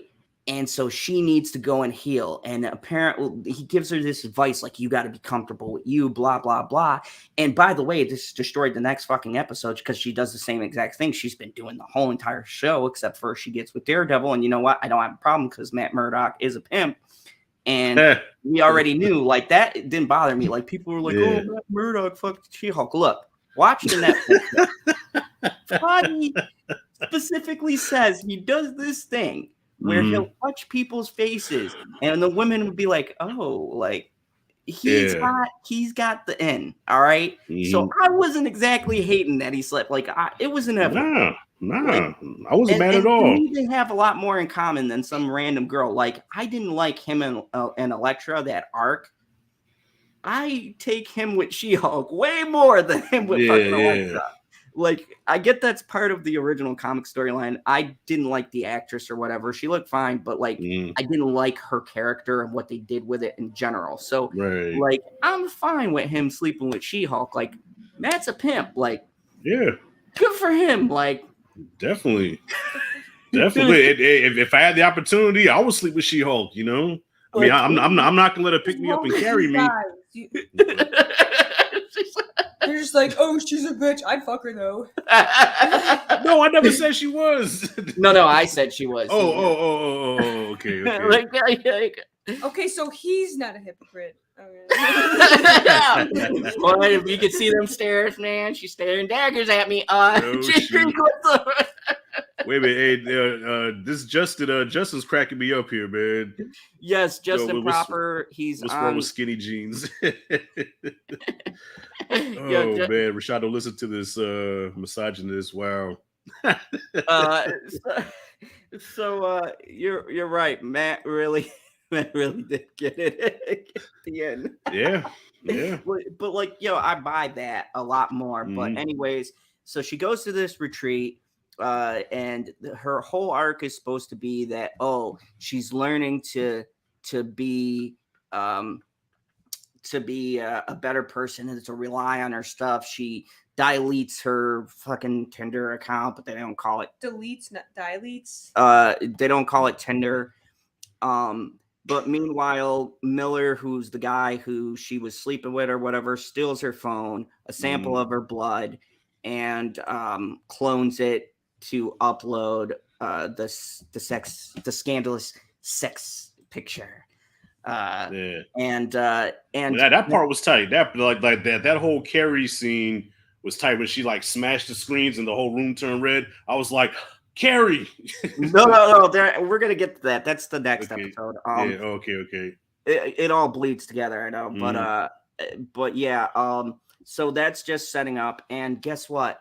We finally get who the Hulk King is and these villains. It's in Intelligentsia. They're an actual, real badass group of supervillains. So let me give you the background. The real Intelligentsia is Dr. Doom, like heavy hitters. It's like the Legion of Doom, but for Marvel. Oh, wow. In this show, wow, it's YouTubers and trolls. You guys are really on the fucking nose here. Yeah. So Rashad, the big bad, the villain who's supposed to drive the last fucking 2 episodes, right, is revealed. The Hulk King is a fucking troll. Yeah. And this is gonna carry us to the epic shitty final. So let me just ask you, what do you think of them attacking us as YouTubers? Yeah, like the trolls and the YouTubers. We're all evil. We're the evil. We're the evil. Listen, you know what? Overcome. Hey, I love the attention though, man. Listen, all publicity is good publicity, man. So listen, if they want to make us out trolls and bad guys or whatever, so be it. Bro, that means literally named General Zod. I'm a fucking villain. Promote me, G-Hulk. General Zod. My mom has an old saying, a hit dog will holler. So obviously you're saying something that's triggered him to make him react like that. So you're doing something right. Like, it baffles me. Like, the Hulk King in the comics is a legitimate, like, Hulk King. And, like, that transformation, and we'll get there. We're only an episode away. But the transformation is pretty cool. And he's an opposing force. But in this, Hulk King is reduced to a mob mentality, whipping a bunch of very sexist, misogynistic men into a frenzy, which, it's true. They're out there. Like, we get it. We fucking get it. You've been saying it for 8 fucking episodes. I get it. But it's so over the top. And it gives them more fuel. Yeah. Thank you, honey. Perfect point. You are highlighting these, like, look. The exact reasons why those men exist. Like, look. I'm not going to name certain groups, but there's certain people that I believe lean towards the hate cliques. We all know them. We've seen them looming around. But you make people right.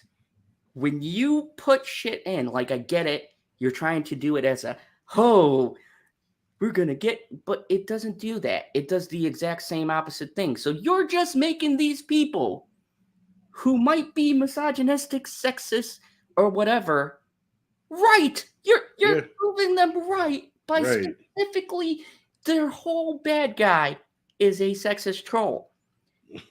Yeah. I have no words to how terrible this as what did you think of the sexist troll? How did you feel about our main villain is a sexist troll on the internet? Like, was that what you wanted to see as the main baddie for the show? No, I mean, once again, I'm gonna say that, when you watch, especially a superhero show where it's about a superhero, you want to see a threat. And the fact that there was revealed to be the threat, I said, bullshit. I mean, I checked out. I checked out a long time ago anyway. But when that happened, I'm numb to the shit, and I'm just like, whatever, man, whatever. Like, you know what I'm saying? Last 2 episodes, whatever. All right. Like we're already on crazy train. And for me, it was so spectacularly bad because I was catching it like at the end because I specifically rated for Daredevil. It was so bad for me at that point. I was like, well, fuck, I'm already falling off this cliff. Let's just hang on for dear life and see where it goes. And you know what I said? And we'll get to episode 9, but I said, okay, they've already, in my mind, done the worst possible thing. There's no possible way they can get anywhere. Boy, was I fucking wrong. Like, if I give this writing team credit, you guys definitely got me because I did not think you could drop off a cliff any further. And you proved me wrong, writers. So on that, good job. Because I didn't think this could get any more ridiculous, any more stupid. But we'll get there. So episode 8, my favorite episode, if we're saying I have a favorite episode before this goes off the rails, Daredevil comes in and MVP, my favorite man, our boy, Charlie Cox, has back pains after this episode because he single-handedly holds this episode together. Every fight scene, the courtroom scene, everything is made 100 times. You know how they say there's that one character and it does not matter if you put them in a bad film or the one actor. They are such a consummate professional. They got such a presence that they can somehow outshine this turd that is She-Hulk. Like they can put a nice glossy little coat on it where you get hope again and you start to believe in humanity. And for me, like, I know I'm hyping it up, but seriously, best episode by a mile. And there's not really that high of a fucking bar. Matt Murdock comes in. So even the premise was intriguing. And the overall premise is that this guy, Leapfrog, who's a fucking idiot. Leapfrog. Shout out to Leapfrog, man. Didn't he put like rocket fuel in his boot? Like, this whole episode was actually well done because at this point I'm already along for stupid. And in the comics, Leapfrog is a fucking idiot. So there's no character assassination there. They're really following close. This is the only fucking character, a random generic C-level character. They actually fucking follow his storyline. Leapfrog's a fucking idiot. He's like a villain wannabe. And he's terrible. Or, well, he's a villain in the comics. He's a hero here. But he's just terrible at everything he attempts. So he gets this costume made by a well-known costume designer. They kind of tease it in the wedding episode. And he puts jet fuel in his rocket boots. Now, you guys might not know how equipment works in the Marvel Cinematic Universe or in Marvel in general. But nothing but jetpacks should have jet fuel. So, and the fucking idiot's boots fail. He fucks himself up. It is quite funny. I'll give him credit. Like, it's a funny sequence. I had a legit laugh. But he then tries to cover it up by saying that the suit was faulty. And they also do something good with Jen. There's a conflict of interest. Holy shit. Like, everything in this show has been a conflict of interest, but it's never been fucking acknowledged, but they actually acknowledge it. She likes the costume maker, so the company she works for wants her to take the case. She feels it's a conflict of interest. She wants to recuse herself. She goes and talks to the costume maker. They have a salty exchange. Totally and completely her fault. Good job, Jen. You have no fucking people skills. God, I hate this fucking character. So she pisses off the costume person, and instead of being able to, instead of being able to resolve it peacefully, they go to court. Well, our boy Matt Murdock comes in the best courtroom scene of the show. And fucking destroy. He fucking brutally destroys Jen in court. And I like the fact And they said some of the Daredevil writers were on it, so I don't give credit to this writing team. It's the Daredevil writers. They were included in the show. If you look at the synopsis, they are given credits. Kudos. I now have faith in Daredevil because they fucking get the character. He destroys her in court. And it should happen because Daredevil is more seasoned. He's been doing pro bono work. He fucking almost got the Punisher off. Like, he's a good lawyer. So, and Jen's new. And this could have been so good. This could have set up so much of an actual real story because she gets her ass handed to her in court. She gets spanked. He's like, no hard feelings, but you still got a lot to learn. I was like, but then it turned her on though. That's why she threw the draws at him. This is where it gets weird. So they kind of have a little thing. So then some stuff happens, and Leapfrog, being pissed that the case didn't work, he sends some people to the store owner's shop and to basically destroy everything.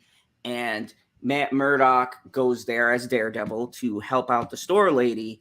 And She-Hulk goes there for reasons because I watched the episode twice. I have no fucking clue why she's there. But She-Hulk goes there, and then from her positioning and stuff, Daredevil did his thing. He beat the fuck out of these people as much as the Disney version of what you can. Because in Netflix, man, he broke bones. Like, he didn't kill anyone, but you would wish you were dead. Like, it was brutal. It was like nothing tops that first season when he was in all black. That hallway fight scene. Oh God, man. You heard bones break. Like but PG-13, whatever. I gave it a pass. I understand it. It's Marvel, but still very choreographed, very well. They do a hallway scene. They can't shoot it for shit because it's not one take. Please get the original cinematographers because it was terribly cut. It was very choppy. So that's my issues with the fight. But whatever. It's a 20-minute episode. I can let it be past. It's the best fight scene we got so far. Beats the fuck out of everyone. And Jen comes, and I even understand the reasons for this fight. From her view, this man in a mask just beat the shit out of all of these people and has no clue what's going on. And so she's like, hey, you can't be doing this, blah, blah, blah. And they have some words and they get into a fight. And I'll give it to them. They don't even nerf him as far as being able to kind of keep up. He's keeping up with her for a bit. I give him credit, but it's the Hulk. And people got pissed off, and then I'm like, look, she punched the fucking roof and there were cracks and shit in it. This is the Hulk. You're not gonna Daredevil is not super powered. He has no abilities except for really great hearing. That's it. And fighting. He's like a blind ninja that can hear shit really far away. Exactly. That's his power. There's no superhuman. There's no special, his platons come back to him or whatever and do a whistling sound, and he can kind of make them into one thing. But there's nothing that really gives him the edge. He's just a really good fighter. Right. So she grabs him there and slams him into the ground. Yeah, well, like you said, she's a Hulk. She's supposed to do that, man. She picked up a car and threw it. Come on. So, bro, to me, this was the best, hands down. Yeah, hands down, the best choreographed fight scene, the best kind of flex of both She-Hulk and Daredevil. Just really well put together. Great fight, and you could tell Daredevil is kind of rethinking life choices. Up to this point, he's never faced anybody like She-Hulk. So, when you get a fucking car flinged at you, it's kind of like, oh shit, maybe I picked the wrong fight here. And then eventually he does the acrobatics, and she catches his ass in midair and just slams him down. And I gotta say, it was the only time I was like, God damn, Jen, you go, holy shit. That's the first time we got to see what She-Hulk could actually do, because prior to that, only fight she had was in the courtroom with Titania, and then the wedding. That's the only time you ever throw a punch. So this is the first time you actually get to see She-Hulk do She-Hulk shit. So it was a great display of all the characters. And so rips off the mask because, of course, my man is out. Like, she fucking, like, slant. Like, I thought he was dead. I was like, oh, shit, they killed Daredevil? Like, well, technically, it should have killed him. You know, I mean. But, if you know, I excuse that because of Netflix, he should have died, like, multiple different scenes. Right. Like, facing Punisher, he should have died at least 16 times in that season. He's extremely durable. Like, I think his other superhero power is that the man can recover quicker than anybody I've ever fucking seen. So she kind of like dazes him, rips off the mask, and sees it's Matt Murdock. And this is where it gets weird. Hold on to your butts. And you know, sparks fly. They get to talking, and Daredevil taps that. Porn music kicks in. Yeah, and they do as close. This is probably the one sex scene that is probably the closest to that line because they show it all the way up to like damn near the bedroom door. And I don't know, bro. I gotta be honest. I don't know. I feel crazy thing is, man. I was watching this with my. I watched this with my 6-year-old son because he's a fan of Daredevil also. So I was watching this with my son, right? So when it got to that part, I was like, like I'll give them credit for this one thing too. They kind of like, man, they make it racy, right? To that if this was PG-13, they were riding that line to almost an R. Yeah. So, you know, they sleep together. The next day, Walters attends the Southern California Law Awards Gala. This is the stupid part. Once again, every episode has it. She gets it for no fucking reason. Female Lawyer of the Year. They don't even hype it up. I don't know who the fucking contestants are. Intelligentsia does a broadcast and smears her reputation with the footage of her in bed with that dude. This is where she goes red, and this is the only other cool part, which they completely abandoned. They do a cool Carrie kind of scene where you see her POV and like the room goes red, and once again, like you said, moments. This is a moment I would have liked to see more of. Like you get the view of what the Hulk might see when he transforms, and what he was warning her about, constantly telling her. And she's like, no, I'm better. I'm kidding. Blah, blah, blah, blah, blah. And she does the same fucking thing. She goes red and Hulk smash. And this is a part where we see the unbridled rage.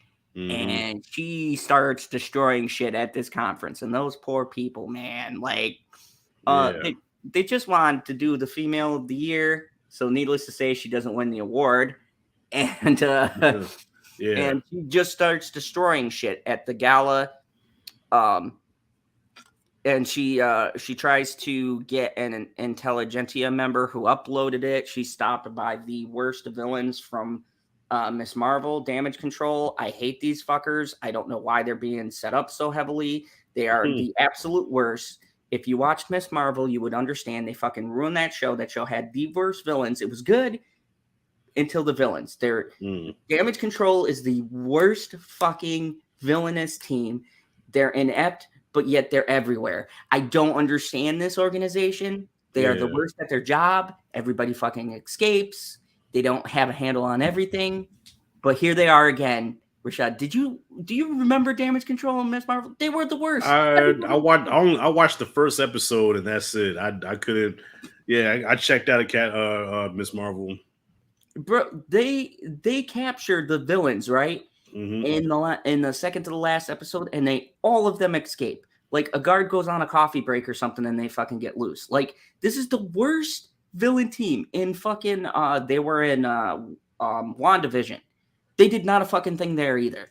They just quarantined the town off. Like everywhere. Oh, okay. Yeah, I know you're talking about now. Okay. Yeah, that's them. They are the worst fucking cleanup crew I have ever seen in my whole entire life. In Spider-Man, they fucking caused Vulture to be a thing. They were the team who came in and stole all the shit from Michael Keaton and ruined his life and his livelihood. Like, they're the worst. They suck. They're terrible. Get rid of them, please. Like, blow up Damage Control. It's the worst fucking apparatus ever created. They do not a fucking thing. And I have Nick Fury back. Anyways, they don't get shit done. Like, where's Nick? Please, I want Nick. Nick is on another planet somewhere, chilling, drinking some Bahama Mamas with those scrolls or whatever. Yeah, like he's pimping it out. Like, can I get my report? All right. So they come and they arrest her, and now we're getting to the worst episode of television. Brace yourself. I did a small synopsis, but it's too stupid to not believe. But here we go. This is the synopsis. This is what happens beat for beat, and this is the worst moment of television ever. Episode 9. Whose show is this? So we open up with her released from DC custody, but was forced to wear the inhibitor just like the Hulk. She loses her job, has to move in with her parents again. Nikki and Pug, the guy who's always shit on and has the worst arc, decide they're going to infiltrate Intelligentsia event and learn what Hulk King is planning on doing. Blonsky is a motivational speaker at the event. Hold on, it gets worse, guys. Yep, he's given a bunch of misogynistic, sexist pieces of shit motivational speech. And then Walters is looking for him. When she arrives, she goes to confront Phillips, who's the person who set everything up. He is the troll. He is the Hulk King. Now, here's where we think there's going to be an epic fight. He injects himself and transforms. Cool. Blonsky transforms into Abomination. Now, this is really fucking confusing and a weirdly shot scene, but I'm like, you know what?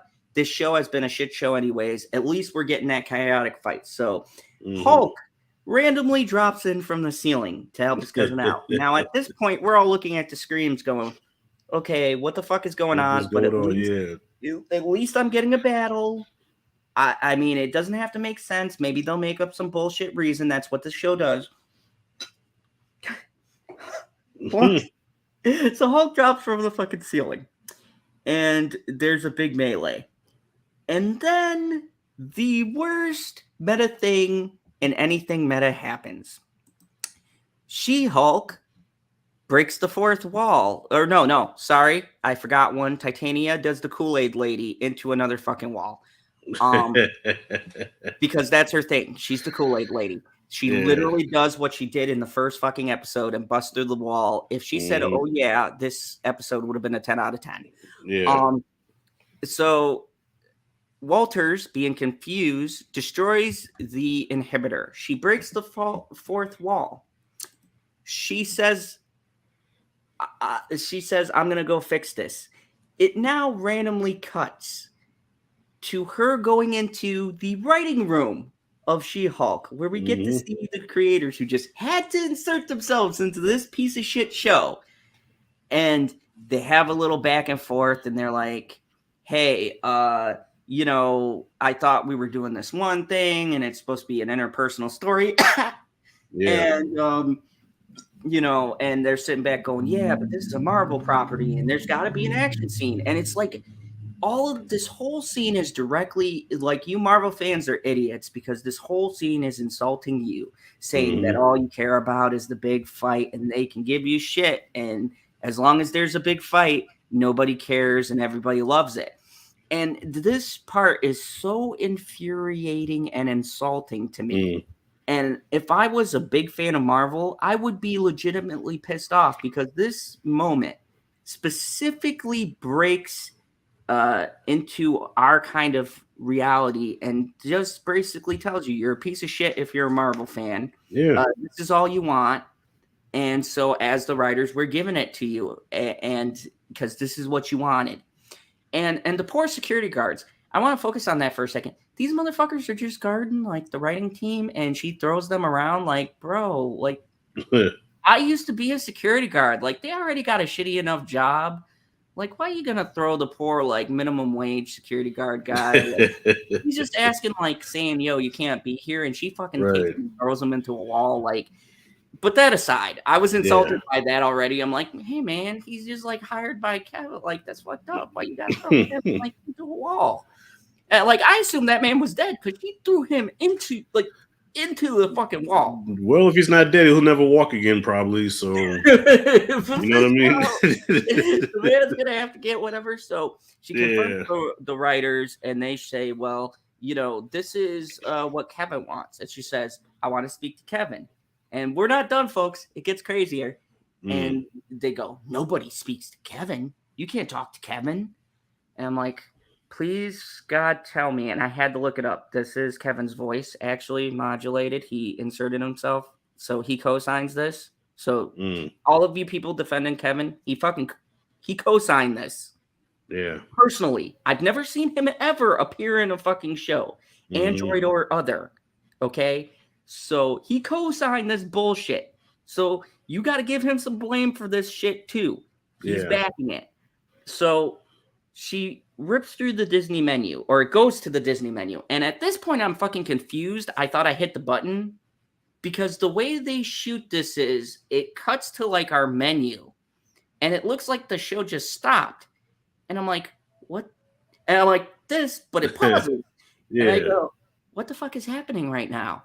And I'll pause it.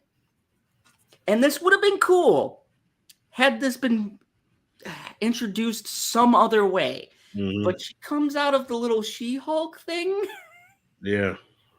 And drops in and tears the scene. And I'm like,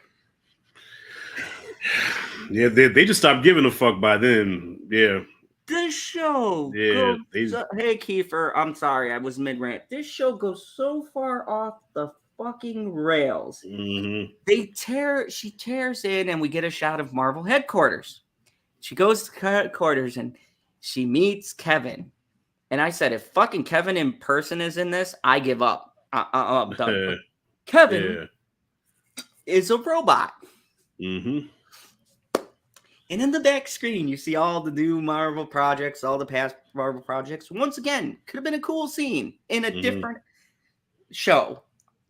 Like seeing like somebody controlling all the Marvel things. Right. And she talks to Kevin and talks about how she's not satisfied with the episode, and she demands the storyline decisions and the final be changed, and persuades him to do a rewrite. And Kevin's like, this is breaking continuity, blah blah blah, and she's like, I don't give a shit, I'm Jen, I want to rewrite. And so they redo the episode. Basically, the villain admits he's a sexist troll and turns himself in. No fight, no big battle. Turns himself into the cops, gives up the blood. So that whole fucking storyline is pointless. All of this led to nothing. The whole episode is pointless. And in a comical, because I was laughing, but not at the fact it was funny, just how terrible it was. I was laughing at it, I was saying, get the fuck out, get the fuck out of here. Just cracking up. And then Daredevil, in a final insult, after they did so well with his character last episode, drops his ass in from the ceiling and is like, I'm here to help you out. And she's like, the fight's over. And I'm like, what the fuck is happening? What? So, do they stop there? No. No. They gotta drive it into the ground, because I'm looking at the time now and I pause it and I'm like, 5 minutes? What the fuck do they need? They just destroyed everything. But no, folks. In the final last fuck you to everybody, Daredevil goes to meet Jen's parents. And by the way, shout out to the dad. He's the MVP. He is another character that is the only level-headed fucking normal person in this show. Like, I skipped him, but throughout he gives her good advice, like fathership. Like, I'm glad they actually gave dads, because, you know, I'm a father, and I'm glad that they, and, you know, you're a dad. It's good that they kind of gave us a nod. Like, he's pretty level-headed. He gives her legit good advice. They support her. So shout out for that. That was pretty well done. So they're all sitting at the dinner table. They're talking. Isn't this crazy? This is my new boyfriend. They're doing the creepy. I don't know how I feel about this, because it's kind of weird the way it's acted, but whatever. I don't blame. Yeah, like didn't it remind you like a Fast and the Furious cookout? You know, only thing missing was Dominic Toretto talking about to family, your family, your family, and your family. bro, that's a discussion for another day because that could go on for hours. I'm like, you motherfuckers are lying. This movie hasn't been about family since like Fast and Furious 1. Stop saying it, Dominic. You're full of shit. Anyway, yeah, they're doing like a little family dinner cookout deal, and they're all laughing and joking. And in the final, worst CGI you could possibly end on, Hulk shows up from Sakaar, and he brings his poorly rendered 3D son. And we're setting up for Marvel fans everywhere to get their heart crushed because World War Hulk is a thing. We don't know if they're going to make it into its own thing, but this whole storyline was from World War Hulk. I'm sure they're going to fuck it up, so enjoy. I won't be watching it. I can't watch this character be humiliated anymore. And it leaves you with that stinger. And that's it. That's She-Hulk. What do we think of this great show? Spectacular, great final, fucking 10. Shit. You know what? Well, kind of like what I did the same thing with Game of Thrones, bro. That last episode, I was laughing at it like, you got to be kidding me. So with this one, I didn't so much laugh at it, but this is my facial expression when I was watching it.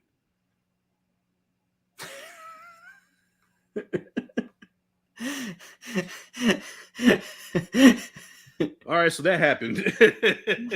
So that's all canon. That's all a thing. Yeah. It's just the absolute worst writing, poorly constructed stories, bad plots. This was by far the worst attempt I could think of for a Marvel show. This was horrible. It should have never been a thing, and it just confirms what everyone said. And it's a shame. And now in Variety, and I'm going to have a link in the description, click the article. The showrunner just antagonized more people. She's a shitty person. Jennifer Waters, if you're out there and you come across this, fuck you. You're a terrible person because she comes out and she says, fuck the MCU fans and fuck everybody who doesn't like the show. And it's quoted. So you can go and read the article. This is from Variety. This isn't We Got This Covered. This isn't a rag. This is Variety. She had the balls to come out in Variety and call all the Marvel fans horrible people. It's disgusting. This show is disgusting. The team behind this does not give a fuck about Marvel. They don't give a fuck about She-Hulk. They don't like you as a viewer. And I would strongly suggest, if this piece of shit gets picked up for season 2, do not endorse people who hate you. I mean, Rashad, you probably didn't read the article, but you can check it out later. But how do you feel about somebody when you wasted your time and I wasted my time, and we have valid complaints, and they come out and they say, "Fuck you"? Yeah. Like, well, you know what? That's simple. No. Yeah.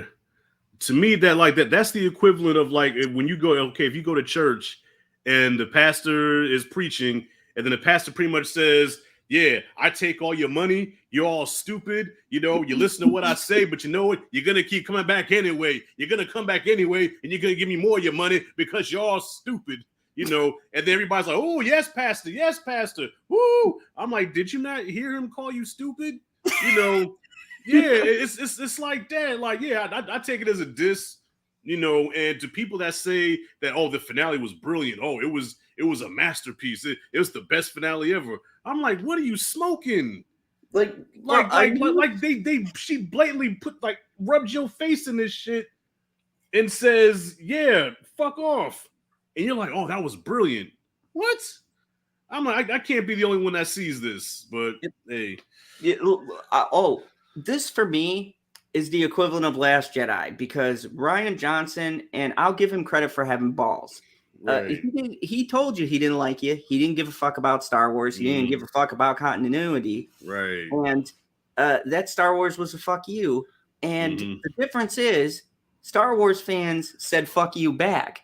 Yeah. Marvel fans are like, I'm still going to watch the next thing. And I'm like, no, I don't want to endorse somebody when the writers come out. And I didn't know about the article before this stream. It was actually sent to me. And so I read it, and it just infuriated me more because it's like, you make the shittiest fucking product imaginable. Right. And then you have the balls. She's got big balls. You have the balls to tell the people who bothered watching your piece of shit show, right. fuck you. Like, and it's quoted, it's blurted out in the article. Yeah. She said, fuck the fans and fuck the incels and fuck everybody who doesn't like the show. That's the quote, unquote. Yeah. And the actress disappoints me because she backs this up. And I'm like, wow. This is so wrong that we knew Marvel was going in this direction, but for you to take a hard left and not ease everybody in and be like, hey, this is it. This is the new. It's like I heard people say MCU, but I gotta say that's what it feels like. Yeah, facts. Like, okay, are we still in phase 4, or what phase are we in right now with Marvel? Fuck me, 4, I think. 4, yeah. So yeah, this whole phase 4 has been just underwhelming. Like you said, MCU, just trash, man. I mean, the only thing good came out of phase 4 is what's the Spider-Man movie? No Way Home. No Way Home, yeah. And to be honest with you, I think that movie is overhyped. Like, people, whenever they argue with me, they always use that movie. And I'm like, you do realize that movie has flaws within it too? Doctor Strange is way dumb. Like, he is fucking stupid in that movie. You're talking about a man who guards reality. And the stupid shit they do, I mean, that could be in a whole nother rant within itself. That movie even had issues within itself, but it's competently done. It's like, remember when we used to be good? So everybody glazes over and gives it a pass. But I would argue nothing in this phase has been good. It's been tolerable at best, but nothing's knocked my socks off. And, you know, a lot of people didn't like Moon Knight. To me, I liked it. I think it was competently shot and more mature. But, you know, even that falls off a cliff at the end of the show. It's like they have not seriously, Werewolf by Night is the only thing that I've watched that has been any compelling good writing, and it's by a well-known director. I forgot his name, but he does like movies. He's a really good director, and you could tell the way it's shot. It's in all black and white. It's got that old Universal monster movie feel to it. It's very violent, and I think they get away with it because it's in black and white, but people get their arms ripped off, all sorts of crazy shit. Oh wow. Yeah, I gotta check that out now. Yo, this movie is it would probably be almost an R for Marvel. The only thing that's missing is you don't see the gore because it's in black and white. So they do a kind of a Kill Bill thing where they like mute it so that, you know, they can kind of slide by that still family friendly thing. But yeah, this whole phase has been atrocious. People say Black Panther. I think it's going to be a train wreck. I think you're fucking stupid for endorsing it. And I think it's personally an insult to the first movie. And I didn't fucking like the first movie. Black Panther to me is the worst movie in that phase. I think it's overhyped. I never liked it. But Chadwick Boseman carried that movie. Michael B. Jordan carried that movie. And one of my favorite fight scenes is in that movie. That waterfall fight scene is probably some of the best choreographed fight scenes in any Marvel. That's just my personal opinion. And now they confirmed they're making the new Black Panther.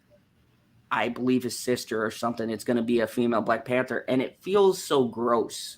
Like everything about this phase has felt very exploitative, very just nasty. I don't like that grimy feeling. Like I could have been okay with Angela Bassett like getting over grief. If you made a movie like that, because she's a great actress, and even in the scenes that they show, she's killing it.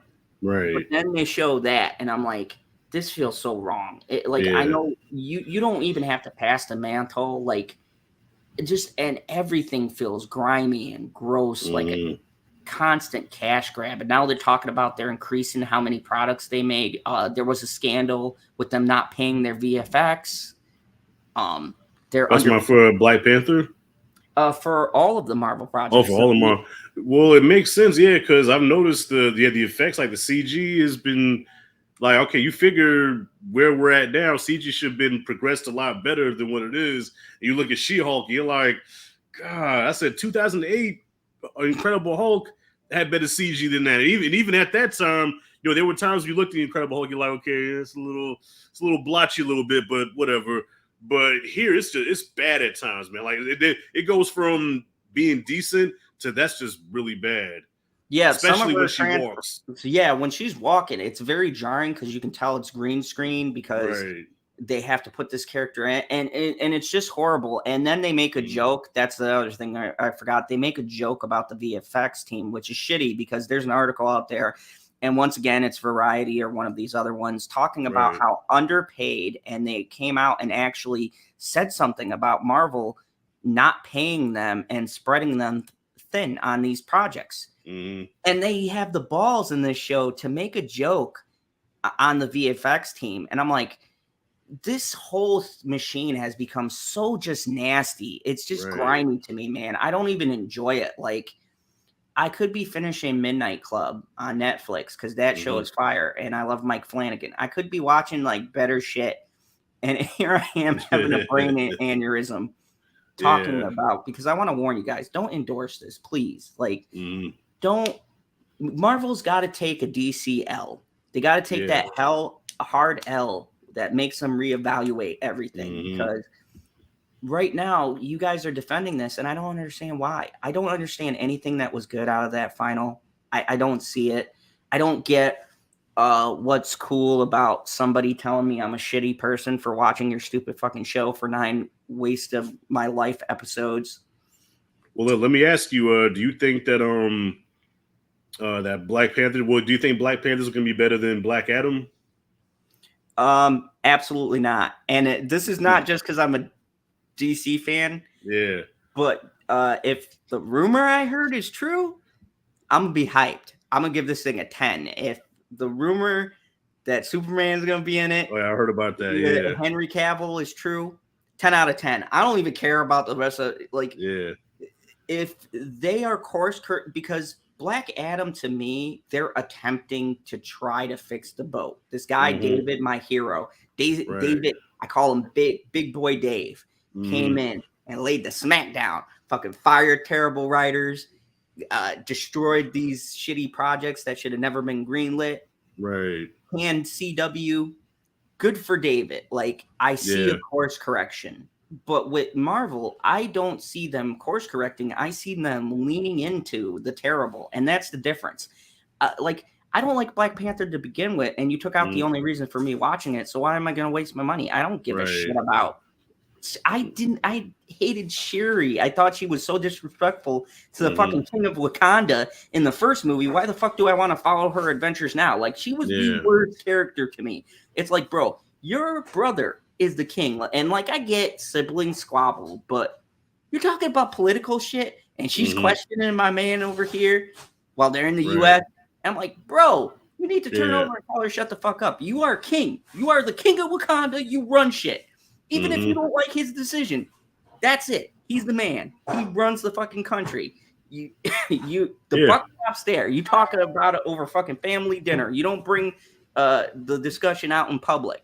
Everybody who knows family or your friends, right? There's that rule. You don't bring personal information in front of strangers. You don't do that. That's like a universal rule.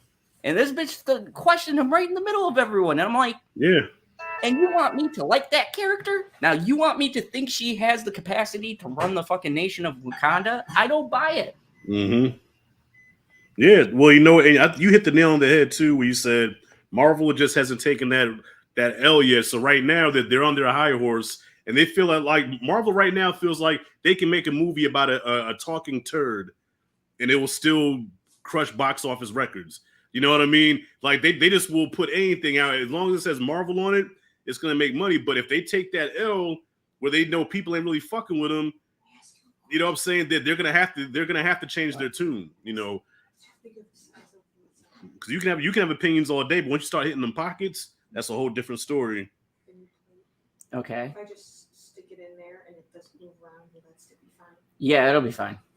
Okay. But yeah, like you said, they haven't taken that L yet, and I think Marvel really needs to take big numbers. Like Thor lost money. Don't make no mistake. Thor made like a decent amount of money, but it is nowhere near where Ragnarok made. Like, Right. let's be real. I hate these inflated numbers. I work in the theater. Okay. We pulled Thor pretty early in its run. Like Spider-Man No Way Home fucking felt like it stayed forever. But Thor was like a blip for me because like literally after 3 to 4 week run, it was out and we had replaced it with something else. So that to me tells me that not enough people in my theater were watching it.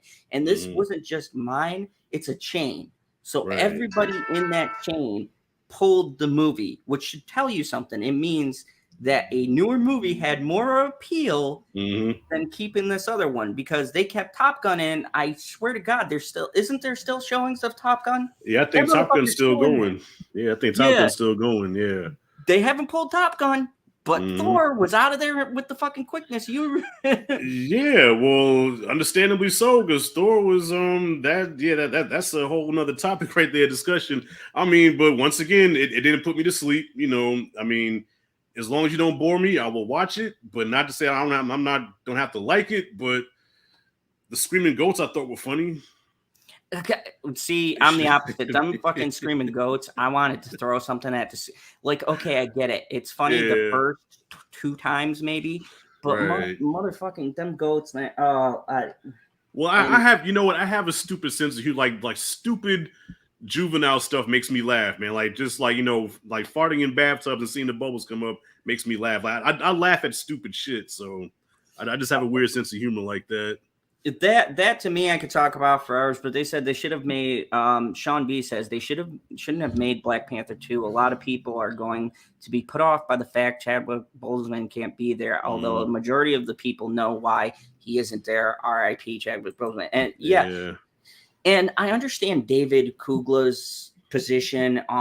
And I'm not necessarily like going to go after him because they had a legit friendship. And I feel bad like losing your friend. Like him and Chadwick Boseman were friends outside. They were tight. They were close. And I think it's shitty for Marvel to even ask this man. Like, I know you're contracted, but I just think it's wrong on Marvel to ask him. Right. You know how hard it must be as the director. That's an impossible task, to be asked to make a good movie when your friend is dead and you got to be reminded every day on set, and they're doing a homage to him, and that within itself is painful. And like I may have my issues and felt I didn't like his style in the first movie, but as a person, I don't have a problem with the man. And my heart does go out for what he must have to go through to film that and know your best friend can't be on set with you. Like, that's fucking terrible. But shame on Marvel. That's my thing. Like, shame on them. Like, you asked this man to do something when his friend died, and now he's got to be reminded, and he's got to do a tribute, and it just... It's all wrong to me, man. It's grimy. The whole thing is grimy. Like, I mean, I want the movie to. I really want the movie to do good. Like, you know, for Chadwick's memory, and then the fact that Ryan Coogler has the impossible task of putting together this movie where, you know, without the star, you know what I'm saying? I want the movie to do good, and I predict there's not going to be a dry eye in that theater, man. I think people are going to be crying their asses off, including me. Look, I'm conflicted because I want it to do good because of the implication of the movie, but at the same time, I really don't, because I think it's grimy. And it's a tough situation because in the end, it feels like a very studio mandated, grimy kind of like they don't give a shit about, even if he pulls it off, right? And this is the most spectacular Black Panther. There's not a dry eye in the theater, whatever. It's good out of everything else, right? Yeah. It just feels so wrong that it's not good because Marvel knew. It's good because the director worked harder to win us over. And given that this is coming off of like She-Hulk, he's got a monumental fucking task, because as many people defend this, a lot of people were turned off by this. Even normal people I know watched one episode and said, what the fuck is going on with the MCU? Like, I don't know if I want to watch the next project. Like, that talk is going. So your show that's supposed to lead into the biggest movie event is She-Hulk. Why the fuck didn't they put Daredevil here? Or something that gets people hyped. Like, you want to get people hyped for a movie come out. You don't want people to go in going, oh God, episode 9. Fuck, like, what are we in for now? Like, it's really crazy to think that they decided this was going to follow up Black Panther. I don't understand the choice. Yeah. Well, maybe because they knew that She-Hulk was going to be a gamble. So, okay, if She-Hulk doesn't do good, hey, we got Black Panther, you know, and that could save us. That's probably what they was thinking, you know, because I mean they had to have known She-Hulk was going to be a gamble. They knew that fans were going to be divided when it came to that, you know what I mean? So have an ace in the hole. Black Panther's right after that. So if you hate She-Hulk, guess what? You're going to love Black Panther if it's good. Like, I get the concept, but like, it's just like, I'm not the only one who's brought up this issue of it not feeling right. Like, you're still going to have those people who feel like this is wrong fundamentally. Even if there's good intentions, it just, the way it came about and the events that are preceding it, it just feels wrong. It's Disney. Yeah, well, you know, God, Disney. That's a discussion for another day. But it just, it feels so soulless and heartless, and I don't know, man. They took Spider-Man off a kid's grave. What do you expect? Yeah, that's true. They did have that thing where they took Spider-Man off of that cancer kid's grave, and people forgot that. Oh yeah, you didn't hear that story? No, what happened?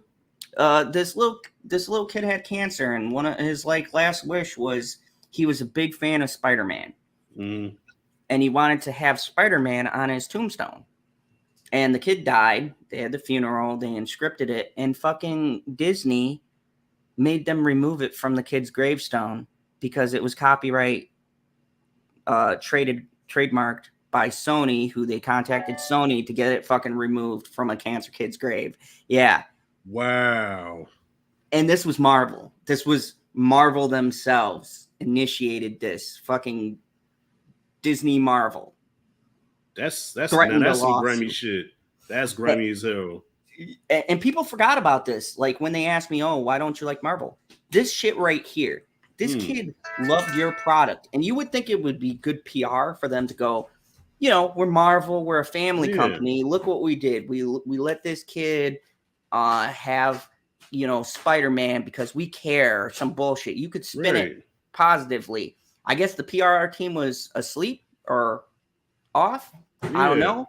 But yeah, they made them fucking take it off a tombstone that was already inscripted. They made them remove it. I don't understand because they're not losing anything by doing that. Like, I mean, I can understand if they're gonna make a profit off of it or something, and you know, I get it. If you have you know, a property, whatever, you don't want them to capitalize off of it, but it's on a fucking tombstone. Yep, they did that, bro. The lawyers came in. They were like, "Nope, wow, you can't. That's copyright written." I was like, "Bro," when I heard this story, and I covered this on Late Night Talks, I said I have heard some atrocious things. Star Wars has done some pretty shitty stuff, especially with lawsuits and stuff, and other lawsuits that I've seen. But this is by far the shittiest thing I think I've ever seen a company do. And we're quick to forgive them. Like, they brushed the story under the rug. You didn't even know about it, right? I did. Yeah, I never heard of that. They swept that shit under the rug. And this is the new MCU. They want that money, baby. If it ain't making them money, they don't fucking care. Dude, a cancer patient, like, bro, as a father, when I heard that shit, I would have been like, sue me, motherfucker. Let's see what judge what judge is going to fucking rule in your favor. I don't care how high priced Disney lawyers are. Like, sure, they can drain you financially, and that's what they probably bank on. But I'm grieving for the loss of my son, and you have balls. There's judges like that judge who didn't convict this one dude of rape because she said the woman was asking for it by wearing red undies. Oh yeah, there's okay. So shit. there are those judges out there. Well, there are exceptions, but there are exceptions. But I don't yeah. imagine, like, when you talk about cancers, people who die of cancer, there's something Mhm. there in the Fuck public. women. Talk about cancer. There's something about the public Right. appeal to that, and it's a kid who died, and they were a diehard fucking Marvel fan, and you Mhm. make their father of their dead son take off a fucking inscription on a tombstone that he is not profiting from. His kid is dead, Right. and that to me was one of the worst things I've ever seen Disney do as a company. Like, all this shit people cover. And PB, Justin Proper, we were, I think Justin brought it to me. We were the only ones to really cover this big when it came out. And then, of course, Yeah. everybody else followed. But it was a thing. And then we forget about it. And then I see She-Hulk, and I think about that, and I go, oh, yeah, Marvel did get rid of a fucking dead kid's, tombstone. They had that removed. Why wouldn't they fuck us over if they don't care about a kid who died, who loved your fucking property, and all they wanted as their last request is fucking Spider-Man on their tombstone? So fucking good. Like, yeah, that definitely turns me off from Marvel, man. Wow. yeah, and look up the story. It's public knowledge. It's out there. I forget the thing. If I could find it, I'll go back through and edit this and put it in the link with the Variety. But after the Variety interview, Bitchy bringing this up, because I had forgotten too, because this was swept under the rug, because this happened around the time No Way Home came out. And you better believe the PRT team worked overtime to sweep this fucking story under the rug. Very few people covered it, and then suspiciously it just kind of faded out of the public. But yeah, this was around the time No Way Home was released, which is why the kid wanted it on his tombstone. Oh, wow. Yep. And Sony tried to argue with Marvel, but because of the 50-50 split deal, they couldn't come to a decision, and Marvel went out, and they said, no, fuck that. He can't use that because our movie is coming out. And I'm like, that's fucking stupid. This makes your movie look better. You could have used this, and look, it's kind of shitty, but I'm just putting it into optics. You could have used this as a way to say, hey, this is one of the fans. We care about our fans. We care so much that we let this kid have his wish, and here we go see No Way Home, blah, blah, blah. However you want to spin it. Right. And that, to me, would have been better optics-wise than just taking it off and sweeping this poor man's grief under the rug and burying the articles. It was a sign that when I saw that, I was like, this year is going to be a rough year. And I was fucking right. Everything this year has been. I have no Marvel movie in my top 10. Thor is in my top 10 worst movies of 2022. Yeah, I can understand that. Yeah, like it's lower, but it's in there. Like, I've seen shittier, but for me, just being a fan of Ragnarok, it was a huge. And bro, they beat the fucking God King Butcher with the power of love. Are you fucking kidding me? Are you? When Bitchy told me that the movie was going to end with the villain being beaten by the power of love, I didn't believe her. Did I believe you, honey? Huh? What? When you told me that Thor was going to beat the God King Butcher with the power of love, did I believe you? No. See, here's the thing. So I watch. Okay. So we work at the movie theater. I've worked there for much longer than he has. But here's the thing. With every movie that's been released, I've watched the endings and the credits and several scenes in between thousands of times. With this one, first thing I look at, the Love and Thunder, I watch at most the last 5 minutes of the movie. I'm like, this is shit. It's like, you don't really want to kill people. You want love. And it's just like, are you fucking kidding me? This is supposed to be a Marvel villain. Are you kidding me? There was fucking Thanos. There was the guy with the purple stone. There was all of these people that were just wiping out populations. And he's like, you want love. And I'm like, no, I told you. And he didn't believe me. No, I wouldn't have believed you either if you told me. I would have said, get the fuck out of here. I knew within 3 minutes of watching near the end, or like, because I watched the scene where a bunch of kids, he gives some power of Thor to kids. It's like, okay, they're totally doing this for the audience, and it's kind of weird. But then that whole scene where he talks to the bad guy, I watched like 2 minutes of that. I'm just like, yeah, he's not gonna like it. But you didn't believe it. It's like, okay, I warned you. She goes to me. She goes, honey, I'm gonna be real. You don't get it. You do not. You don't get it. I go, come on, honey. I watched the Eternals. Come on, the Eternals. Like, I haven't seen that bad. I haven't seen a minute of that movie. It took me about maybe 4 hours to watch the Eternals. About 4, because I kept falling asleep, and I would wake up. Dude, I still need to watch that movie. Yeah, I would fall asleep, rewind it, and then watch it, fall asleep, rewind it. So it took me about almost half a day to watch Eternals. That's how. Okay, we'll watch Eternals. I'll do we'll something do it else. when I get back from work. Because you need to go to sleep anyways. I need to get ready. I was about to say, I gotta run too, because I promised my daughter's making shepherd's pie, so she's like blowing my phone up. Dad, are you still on the live stream? I want to know. So I'm supposed to be coaching her how to make the shepherd's pie. Like, come on, shepherd's What's pie. That? She'll pop over. Yeah, I'll just.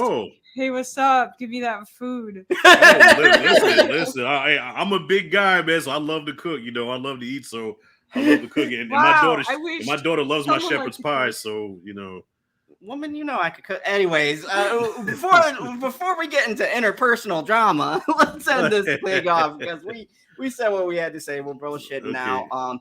But that was bitchy. Everybody loves bitchy. Thank you, folks. But anyways, that's our review.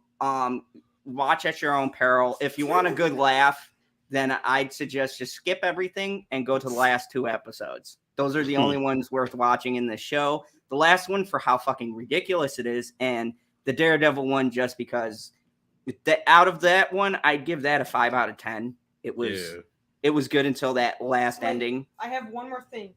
The 2 people at work, not going to mention them, who said that they loved She-Hulk. Oh, God, Wait. Did you ask them if they like Eternals? Oh, they like Eternals, too, so it What? explains a lot. Oh, yeah. Wow. I'm so disappointed, and we can't say their names because, we work with them, but I'm very disappointed. I'm going to beat the crap out of them today.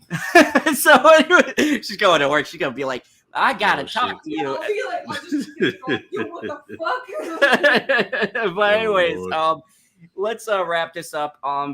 Rashad here has a channel. I put his channel in the link in the description. If you guys want to go and check it out, but he gives some pretty good reviews. I liked your, I perused, and it was your She-Hulk review that made me go, yeah, I gotta have him on because we feel the same, and I think we'll have a good discussion, and I think we did. And so go check out his channel. You got anything coming up? Anything you want to promote before we get out of here? Yeah, sure. So of course we're in the month of October, scary movie season. So for the first couple of weeks, I've been covering the blaxploitation horror movies that don't get talked about, but they are bad movies. But I figure, shine a little light on them, that they are a part of horror movie history. So I've been reviewing the blaxploitation horror movies. So I'm reviewing a lot of horror movies this month. And so today I'm going to be dropping my review for Blackula. Oh God! Oh man, I haven't seen that in years. So I come from New York, and my mom's inner city, and so we watched a lot of those blaxploitation kind of films because, also too, my uncle. There's a lot of history there, but it was part of what we grew up with. And oh boy, man, Blackula. That's an oldie. It's so weird to see how Hollywood treated the African American community back then. Horror was terrible. There was also just regular action movies and things it was so bad when you look at it now. And all of these fucking activists and groups, and I never hear them talk about this shit. So kudos. I'm glad you're shining a light, because there was a big stigma in Hollywood where they did some very just almost racist kind of these movies. And I think it's cool that you're coming at it objectively and reviewing it as a film, pointing things out, because it's such a weird kind of era that we went through. And that was what, like 70s, 80s around. Yeah, in, that was in that time period. early 70s to late 70s, and then as quick as it came in was as quick as it went out, you know. So Yeah, it was just like people woke up and said, "Hey, wait a second."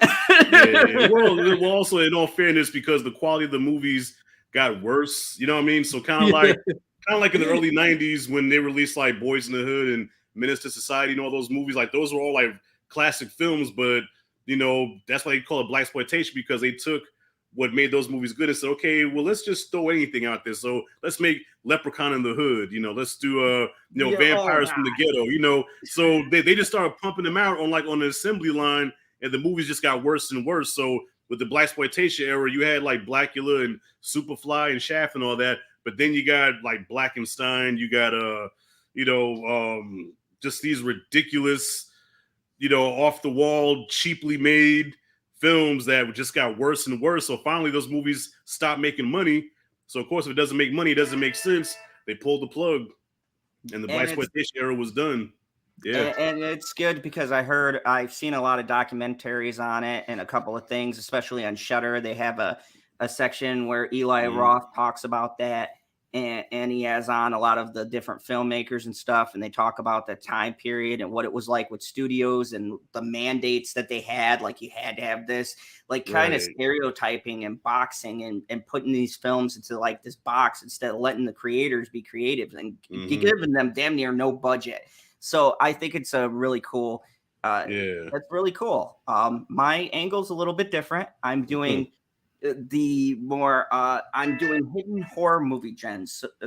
So on my channel, you can watch a lot of horror that's not going to get a lot of notice. I'll be doing a review for The Menu, a couple of different really great horror movies. And 2022 horror, besides Halloween Ends, has been killing it this year. Like, been knocking it out of the park. We had Bodies, which I thought was good. There was Barbarian.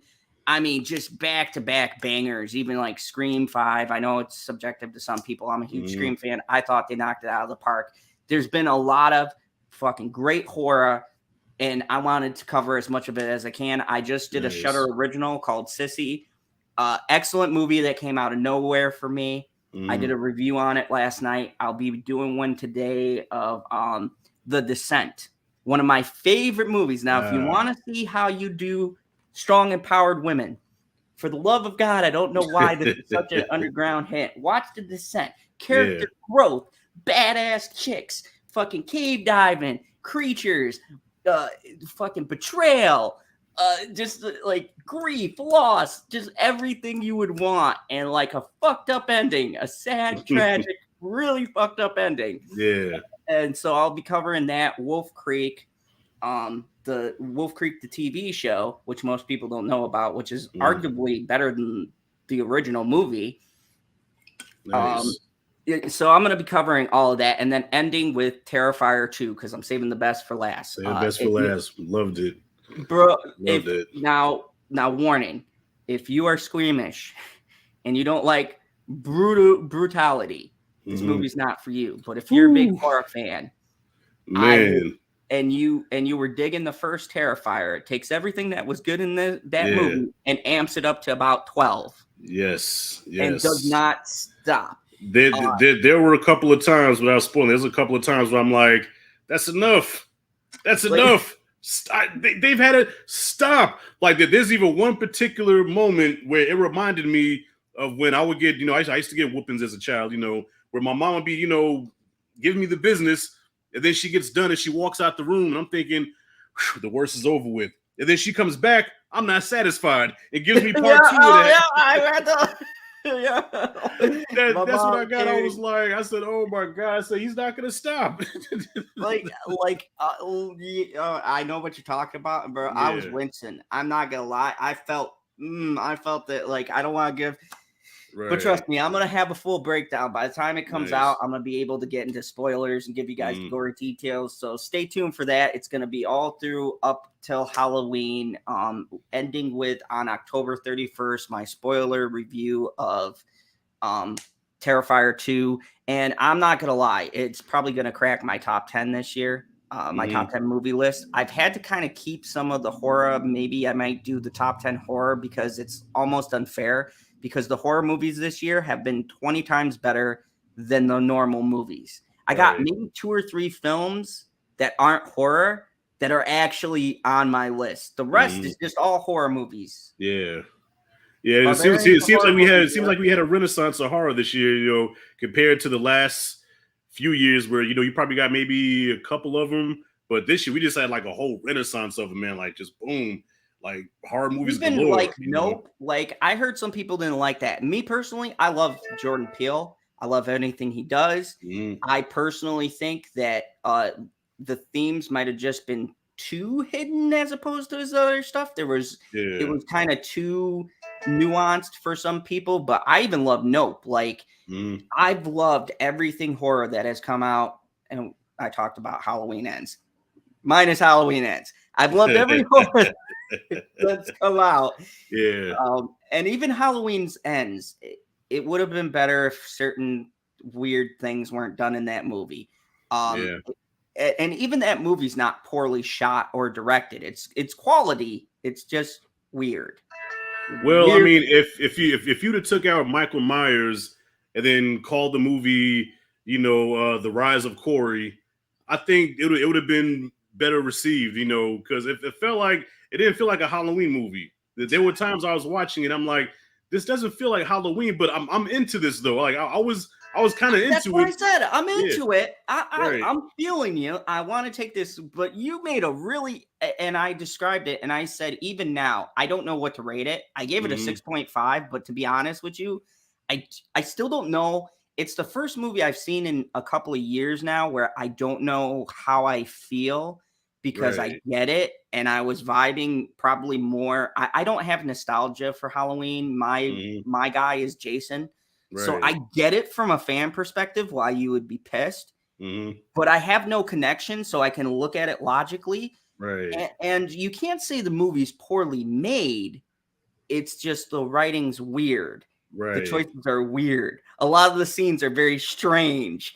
And especially for a finale. Especially for the final battle. It's a really weird fucking choice. The whole thing's fucking weird. Especially the way Halloween Kills ended, because Halloween Kills was just a straight up slasher, you know, no ifs, ands, or buts about it. It's just straight up slasher. Let the bodies hit the floor. I enjoyed it for what it was. I love Halloween Kills. I enjoyed it for what it was. But now you bring Ends, and Ends is like went in a totally different direction. Like, okay, it feels like it doesn't fit the trilogy. Like almost like it's like a standalone, like it's its own thing, kind of like Season of the Witch, you know, like it's its own movie. And I heard a lot of people say this is worse than Resurrections. Okay, all of you people who are saying this is worse than Resurrections, please rewatch the movie. No, the fuck it's not. Busta Rhymes jump kicking fucking Michael Myers in the face out of a fucking burning building is the worst thing I've ever seen in my life. There is nothing that will ever beat fucking Resurrections. Resurrections was a cash grab pile of shit. This is not a pile of shit. They still cared about the characters. There were still arcs and things that happened. They still cared. It was just very strange. It was a very and they got me. I didn't expect it to go in that direction. So kudos, got us all. But it doesn't mean it came out well. So, but yeah, thank you everybody for watching. We're gonna get up out of here. I'd like to thank the sponsor of this channel, moviepalettes.com. Go check them out. You can, Rashad, did you know on the internet, you can get all of your favorite movies in a palette of color. So it takes the scenes of each movie and it puts it on this palette, like barcodes. And it's the whole entire movie color scheme on a palette you can hang on your wall right next to probably those like posters you got there. It's more meaningful because it's the colors of the movie. And if you put in promo code ZOD15, you can get 15% off. There we go. I had to plug that sponsor in there. Q. I don't know if you follow Q Reviews, but they sponsor him as well. So he put me on to that, and he actually like showed it. I was like, that looks pretty fucking cool. Because like you said, it's a barcode, but it's got like all the colors of every scene in the movie. So that looks cool as shit. And I like it because being a movie reviewer, as you heard, I talk about the colors and the shot compositions and things like that. So for me, it works because it's I got mine National Treasure 2. I'm a big Nick Cage fan. And so like I got mine and I got all the colors of National Treasure 2. It's a unique talking piece. Like people come over and they see that, they're like, what the fuck is that supposed to be? And you could be like, hey, that's National Treasure 2. Like that's the movie. So I'm glad you asked. So where do we start? So let me tell you about my promo code. So go links in the description, hit the .com, put in zone 15, you get 15% off of your purchases. And towards the end of October, they're having a sale. They also include my discount. So you can get their sale and my 15% off. So great deals. Go check it out. Thank you, everybody, for coming. Really appreciate it. Thank you for showing us love. We were up to 10 people to talk about She-Hulk. This is the most viewership She-Hulk's going to get. So you're welcome, Jennifer. You're fucking welcome. Shit. We did your job. You should be happy because I'm sure there's going to be people going, it's not that bad. I got to check this out. So you're welcome, Marvel. I expect to see that paycheck. Anyway, checks in the mail. So I'll see you guys later. Have a good day. Remember, as always, kneel before Zod. Peace.